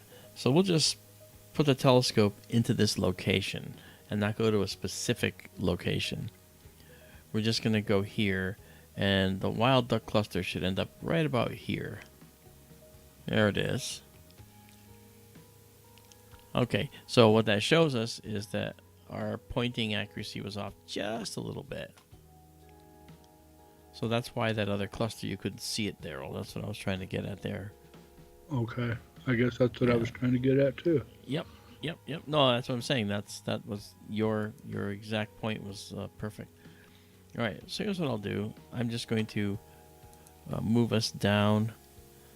And I thought I was wrong once, but I was mistaken. I was mistaken. You're funny, Round Eye. There we go. I said now that in a business meeting once, and nobody got it. Oh, I got a hard time for that. They probably never stopped talking about it. All right, we're going to drop this in here, right in our crosshair. All right.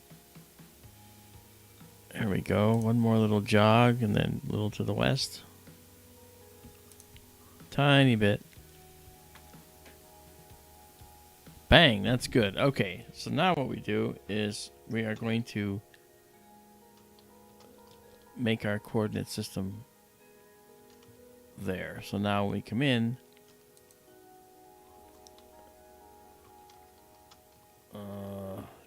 Didn't quite do it. Let me center on that. There we go. Now it's on there. So now we are perfectly aligned. So now what we're going to do is I'm going to come in here and remove this. And I'm going to I'm going to go south a little bit again. Okay, just a little bit. And then I'm going to head to the west.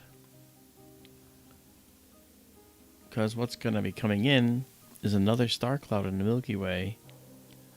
And you'll see it down here. There it is. So let's check it out. Let's get our guiding star. This is Measure 11. It's not a globular cluster.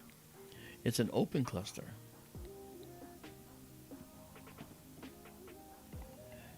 Hey Akshay, how are you? Thanks for joining us.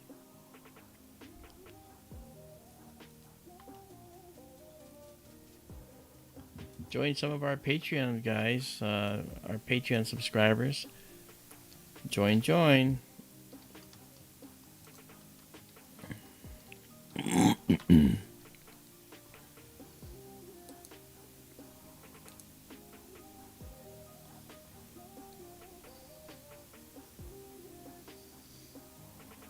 All right.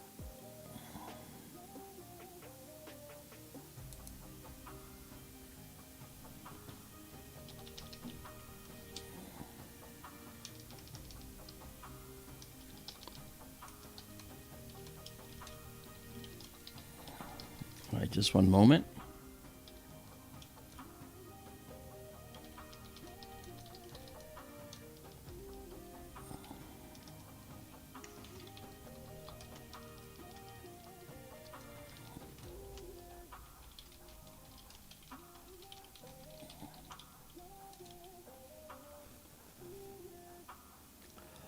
All right, just doing something here. Let's do this now. Let's do another 30-second shot here and watch this come in. We're guiding nicely now. Jump out of that mode, come back in to see our last shot in the buffer. Oh, look at that beautiful thing. Gorgeous. And that'll be up there. We'll clear that now. And this is going to be M11 and Scutum Star Cloud. There we are. Anthony, the beehive is not visible right now. Yes, you can certainly see it with the telescope. You can also see it with binoculars, of course. Mm-hmm. The beehive cluster is in the constellation Cancer between Gemini and Leo, and it's I'm not sure it's even visible at all right now. Lost in the sunlight, or just before sunrise right now. I'd have to look it up.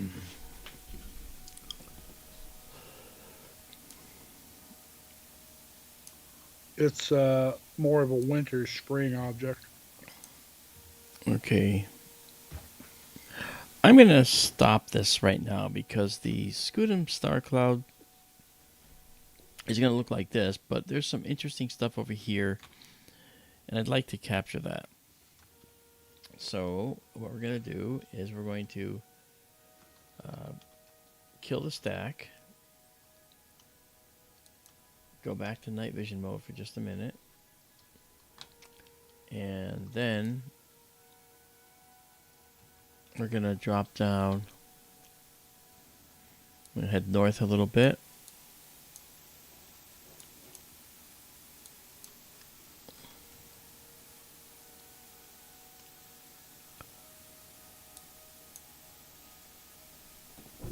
Okay. And then head east a little bit.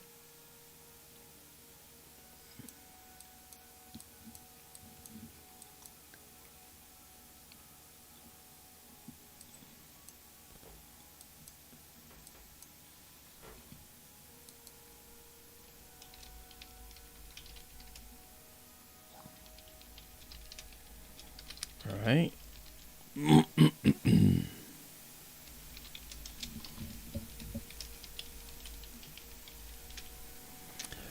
go east one more jog, actually. Because the interesting stuff is over here, too. Very nice. Okay. This will be good. Mark, excuse me a moment, please. You are excused. Be right back. Do you need a hall pass?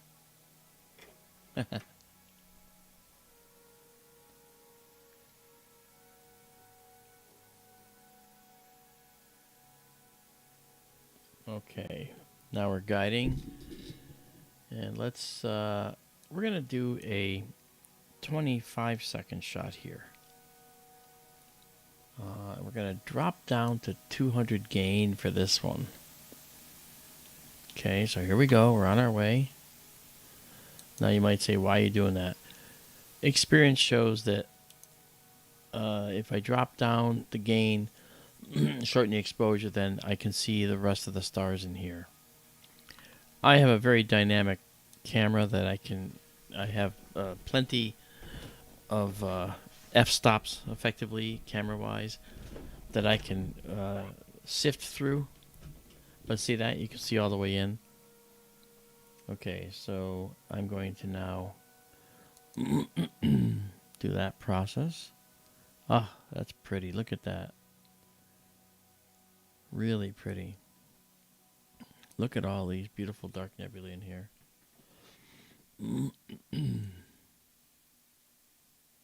Just stunning. Again, a slight blue tinge because of the moon, but a color correction will get rid of that.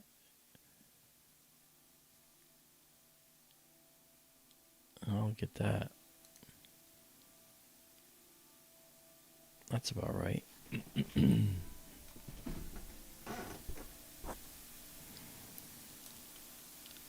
Yeah, and then let's zoom out on that just for a minute so we can have it all in there.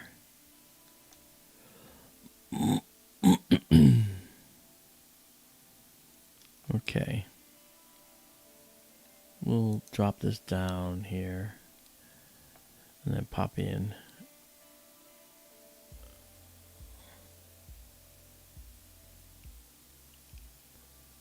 There we go. Very nice.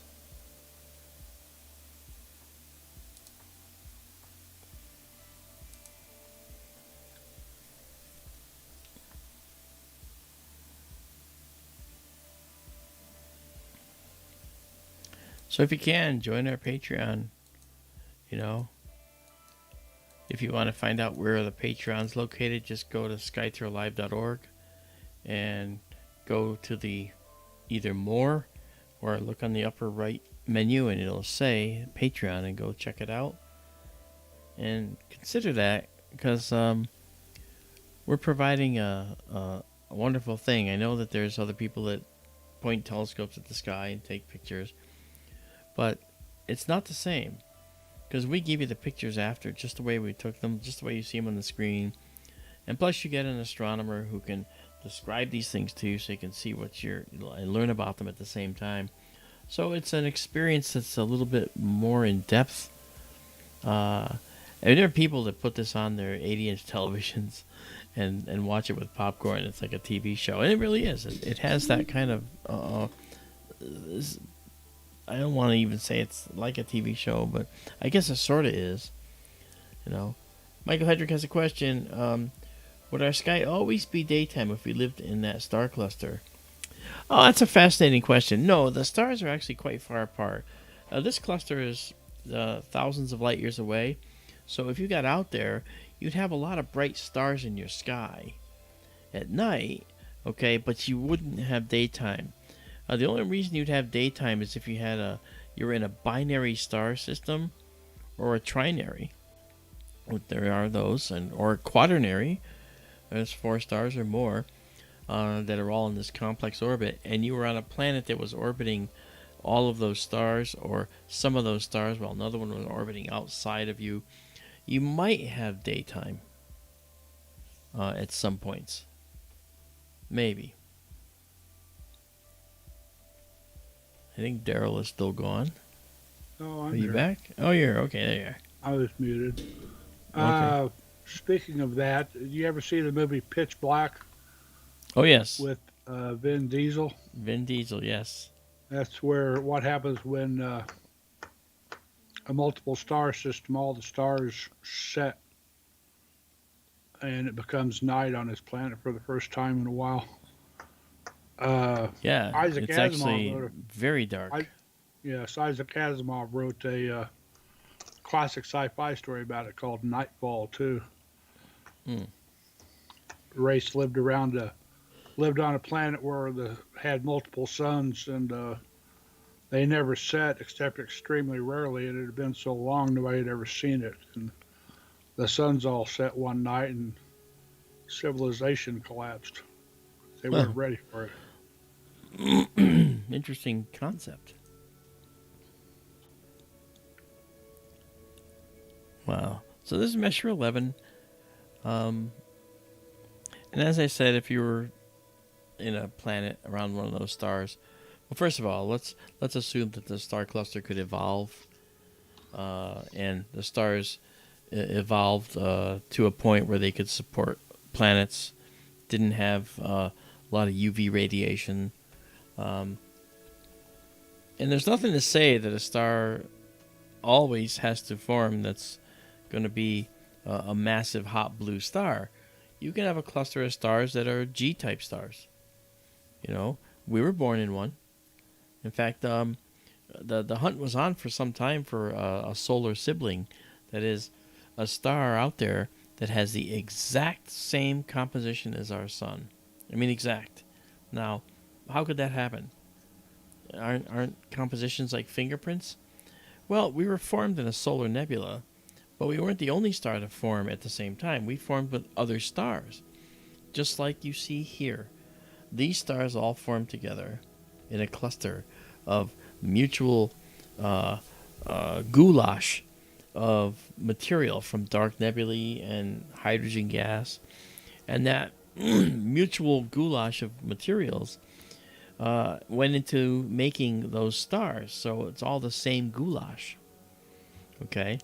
So when the stars form in a cluster, most of the stars in that cluster are going to have the same composition as the other stars in the cluster. And that's what this is all about. That's why this is so interesting to us. And so the hunt was on to find other stars where we were born. Where are our brothers and sisters on the stellar avenues out there somewhere? And it turned out that so far we found one other solar sibling. It looks just like the sun. It has the same composition. It too will have a Fraunhofer spectrum like we do, where you see all the lines in its spectrum. It will have all that for the same reasons. Okay, so it was made with the same materials. So only by studying the compositions of stars like that will we actually find our brethren, our brothers and sisters, and our stellar counterparts. Now that star, I believe, is in the southern hemisphere, or else we'd look at it just to say we could see it. But I believe that it was. I believe it's actually in the southern hemisphere. I think Daryl, we've talked about this before. Okay. I think you talked about it before. We did on the radio show, actually. Skytour Radio. Yeah. Very nice. Okay, this is 19 stacked. We're going to go to 20 and stop. I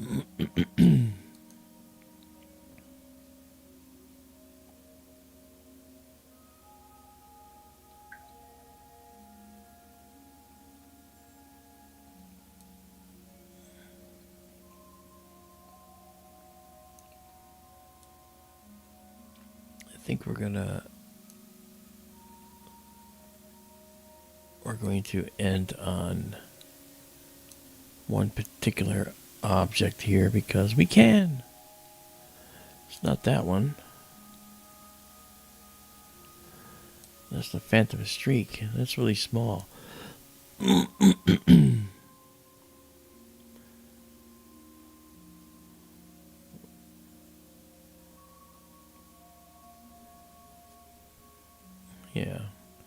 isn't that one. Right. Get up here more.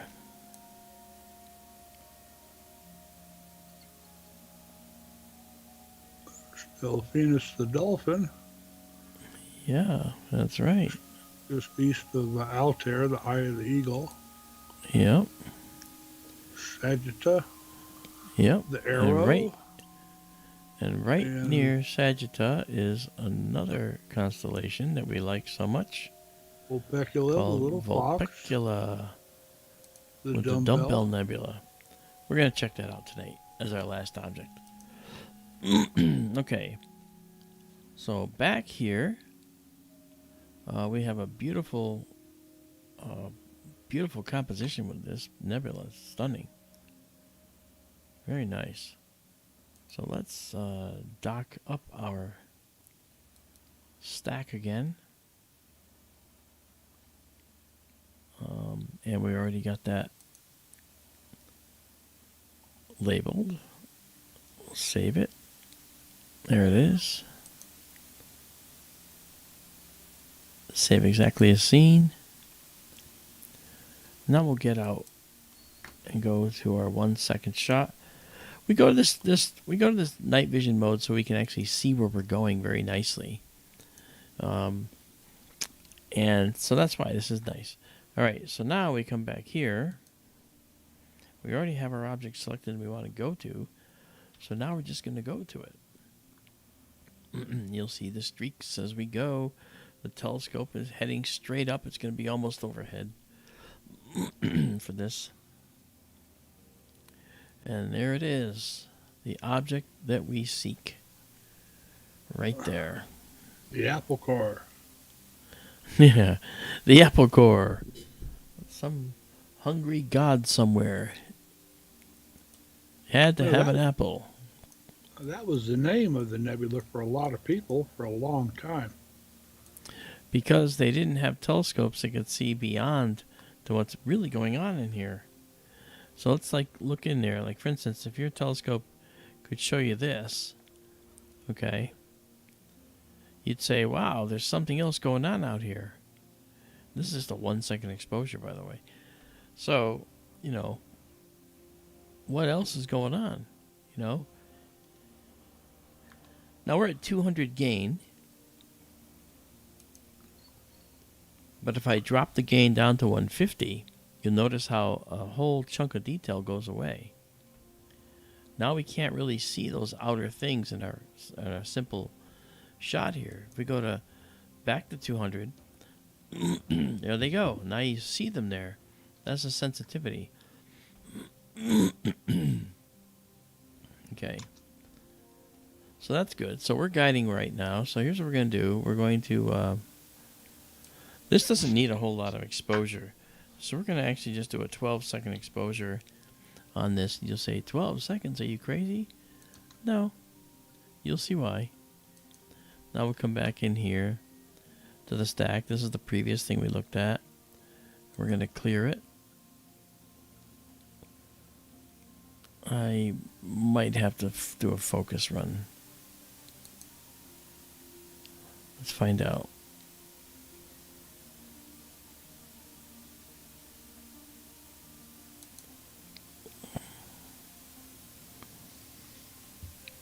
Interesting. Watch how the noise goes away here in a moment. Look at that. Noise immediately drops away as soon as we have a second exposure. Michael Hedrick has another question. All right. Hang on, Mike. Let me just do one thing here.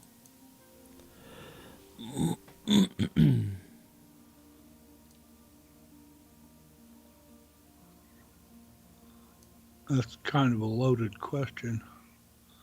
What did he ask? I didn't read it. I have another question, please, addressed to you. Are there areas in the universe, Marc, where objects are flying through space much quicker than anywhere else? Question mark. Yeah, loaded question, as Daryl says. I'll give you an example.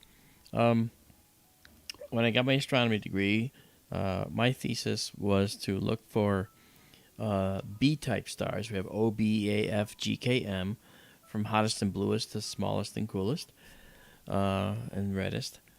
And my mission was to find B stars that might have formed in a OB association, where there's O and B stars, and then got ejected and shot out of the galaxy itself at high speed. And I found several that had been that were just winging their way as just individual stars out of our galaxy, never to return.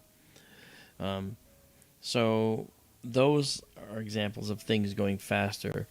If you want to talk about something else going fast, we have jets. We have radio jets that are coming out of galaxies, of course, at the speed of light.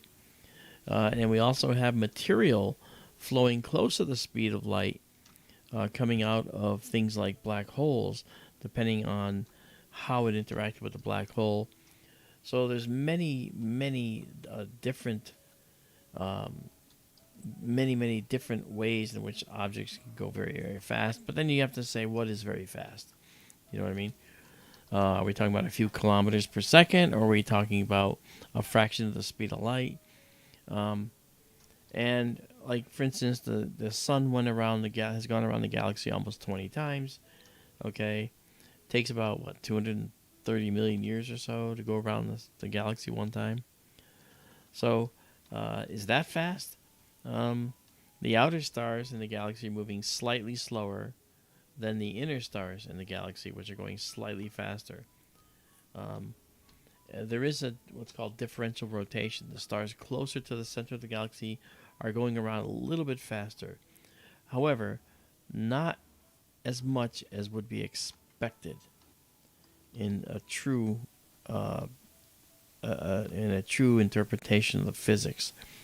So that's where the concept of dark matter came from, what we theorize envelops the entire galaxies, so that they spin more like a record disc. Okay, so you could either say that the outer stars, which are going a little bit slower, are actually moving faster than they should be to keep up with the stars in the inside, which are moving faster, or that the overall effect of the dark matter is to retard that rotation, because the global sphere of dark matter in a galaxy is what we're talking about. That's mediating the speed of stars going around the galaxy in the center and all the way to the outside. So that's why the speed may not be that different from inside to outside. It's just one of our current thinking.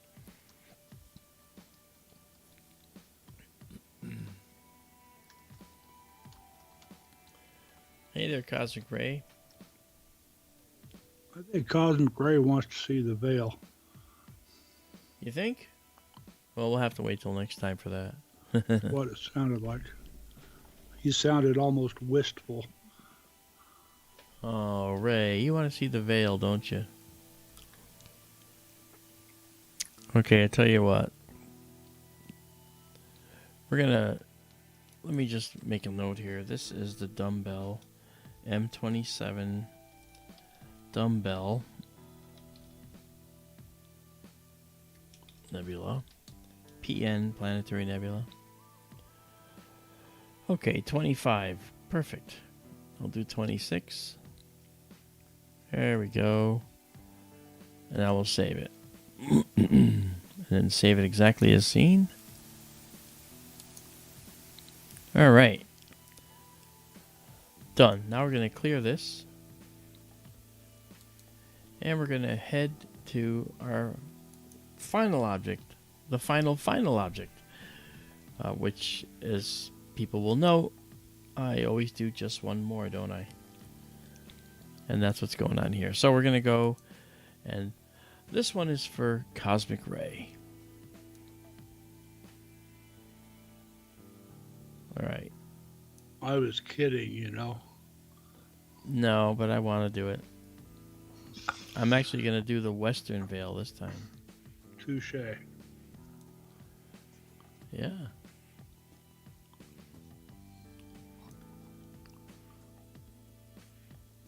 All right.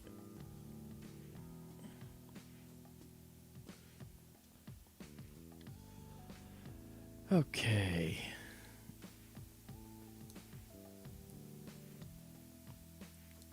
Okay, this is going to be our view of 52 Cygni. All right. Watch the telescope now, guys. Right there, you're going to watch the telescope go moving now. Here it goes.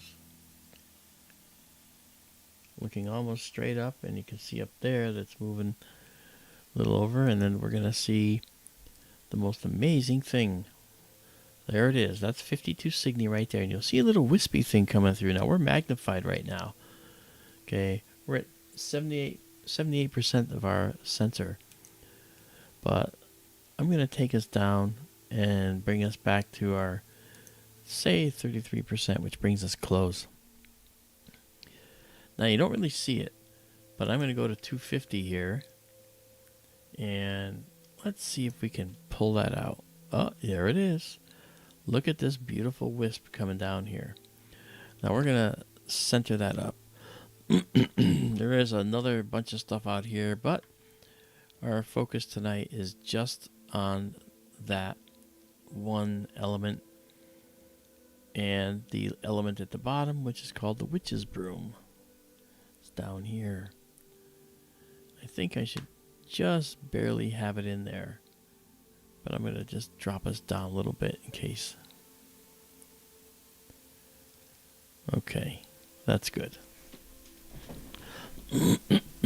Now, it's not bad that we can see this with a gibbous moon, waning gibbous moon, getting smaller. So that's pretty cool. Did I see that Donald Kunzer is here? Yes, there he is. Hi, Donald. Good to see you. Okay, we're guiding. Okay, we're going to make this a... this will be a 25-second shot. We're guiding and off and running.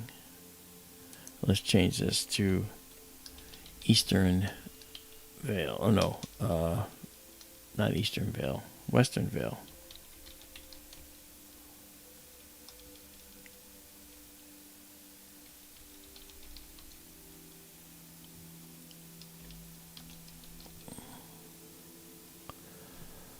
Okay.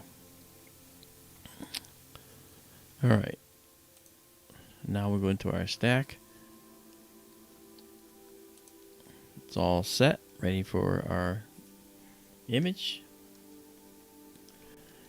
Yes, Gladys, the witch's broom will be at the bottom of this image.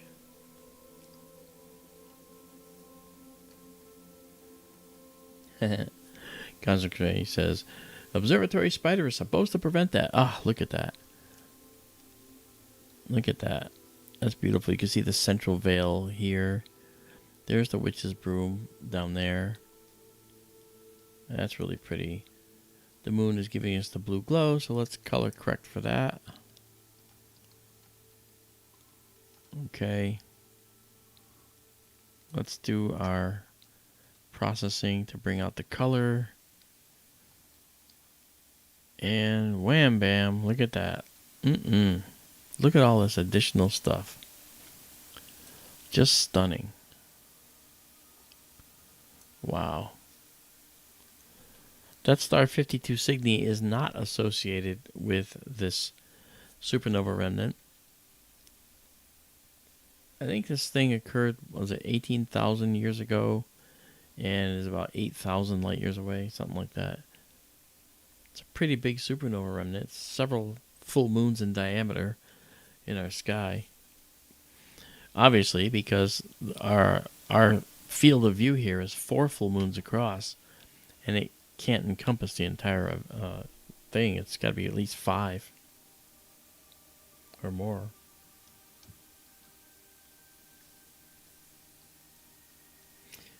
Like a spear piercing the cosmos, Izabela says. It is. Keep in mind, this is in 3D now. This is in 3D, so that could be a confluence of multiple layers that are all like in a spherical shell that's moving away from the star, the central location where the supernova occurred. So that could be several layers all bunched up together, but when seen from the side, it kind of looks like one logical arc of material, but it may not be. In other words, might be some depth here. Always reminds me of a tornado upside Yes. down, Mm-hmm. especially the upper part above the star. Yeah. Yeah, because you go up here, you can see this beautiful, tortuously twisted filamentary structure.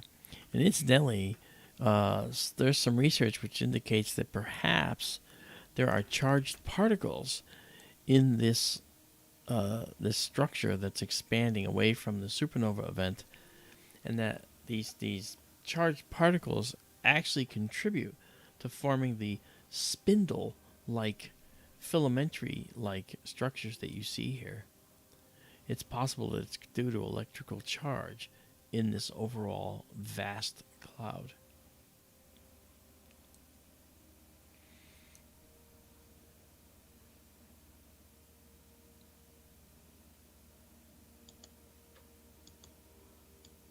Hello, Django. How are you doing? How are things over in Belgium? Is it? That's really pretty.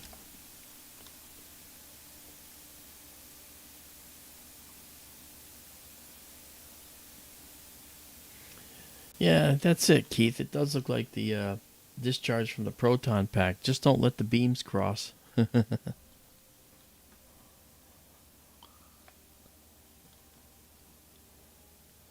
That's pretty. So this is one side that we call the veil. The central veil is here. It goes up out of shot to the top. And over here, just out of shot to the left and kind of where my telescope control is, maybe a little further away actually, is the eastern veil, the other half that we normally look at times.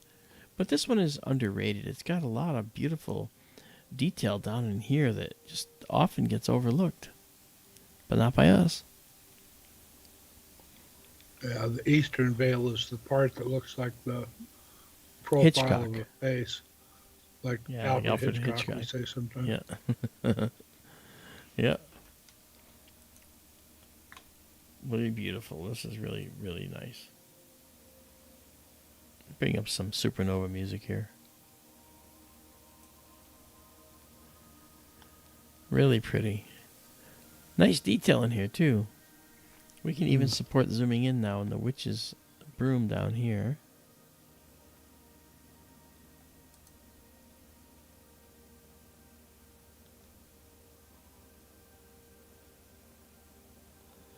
Oh, sorry, Django.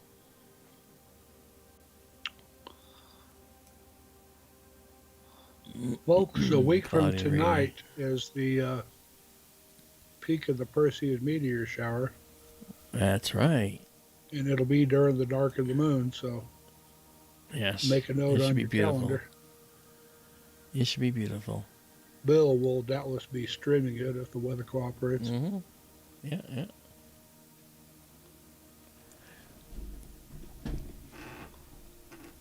Wow, this is really pretty. I'm just so excited by this. This looks beautiful. Look at this. A lot of detail down in here.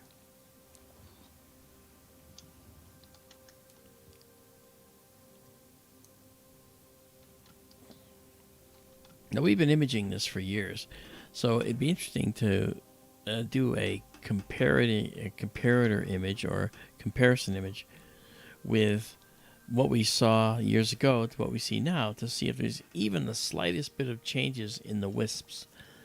And that's easy to do because what we could do and what you could do is if you have a program that can look at the images and then do a subtraction between the two images, you can see a difference in one image versus the other. And that difference would be something that's different from the first shot or the second shot. It'll literally point out very quickly what's different about it.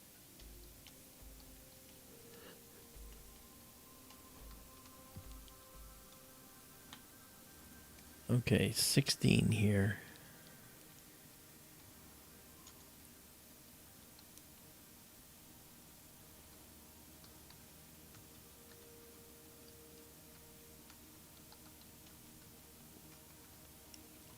Mr. Django, thank you for saying you're happy to be watching our live sessions. We appreciate having you here.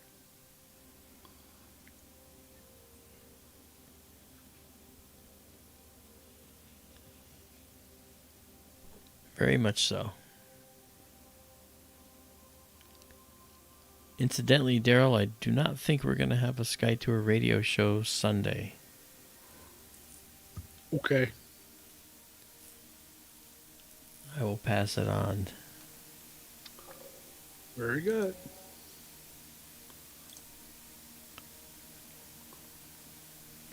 All right.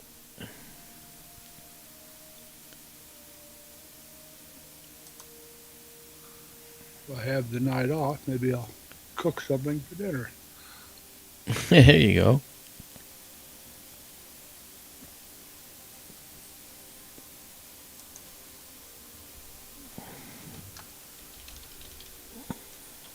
I'm about to turn into a pumpkin, Mark.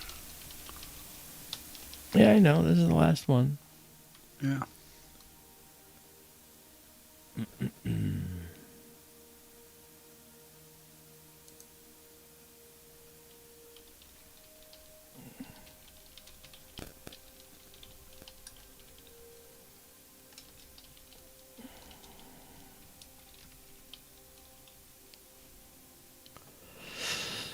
Okay, this is 20 shots. We'll go to 21.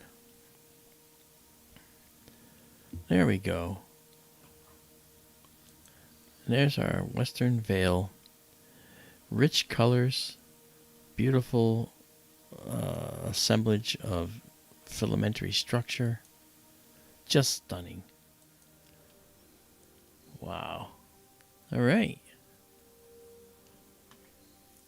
Well, I hope you guys had a good time tonight and enjoyed seeing all this. It is that time of the night where we basically have to say goodnight. But I'm glad that you guys came out and hang with us. I know Daryl appreciates it. I appreciate it very much. Sure. The more the merrier. Yeah. And again, geez, don't forget, join our Patreon, will you? I mean, we'd love to have you. And that'll help support us. It's literally $5 a month. It starts, and that's pretty good for what you get. All right. Well, to those that just joined us, I'm sorry that we are heading off right now. But it is on the East Coast where I am. It is 2:16 in the morning. Hello, Alpha Centauri Virgo. How are you? Next stream will be probably day after tomorrow. We try to do every other day. And then we'll show you more stuff. We'll actually continue our journey into the Milky Way and head up into the northern constellations of Cygnus. We're in Cygnus now, but I deviated just one time for this. But we will be heading back to this region. We'll start up here next time. And maybe work our way down, Daryl. There's a thought. Yeah. I don't know. All right, We got a guys. lot of stuff up north of Cygnus, so. Yeah, we do. Yeah. Yeah, we do. Thank you for coming, folks. everybody. Have a good night. Yeah. Thank you guys so much. It's great to see you. Really appreciate you coming on out. And we will talk to you again the very next time that we stream. It always happens. It's a natural thing. So, good night, everybody.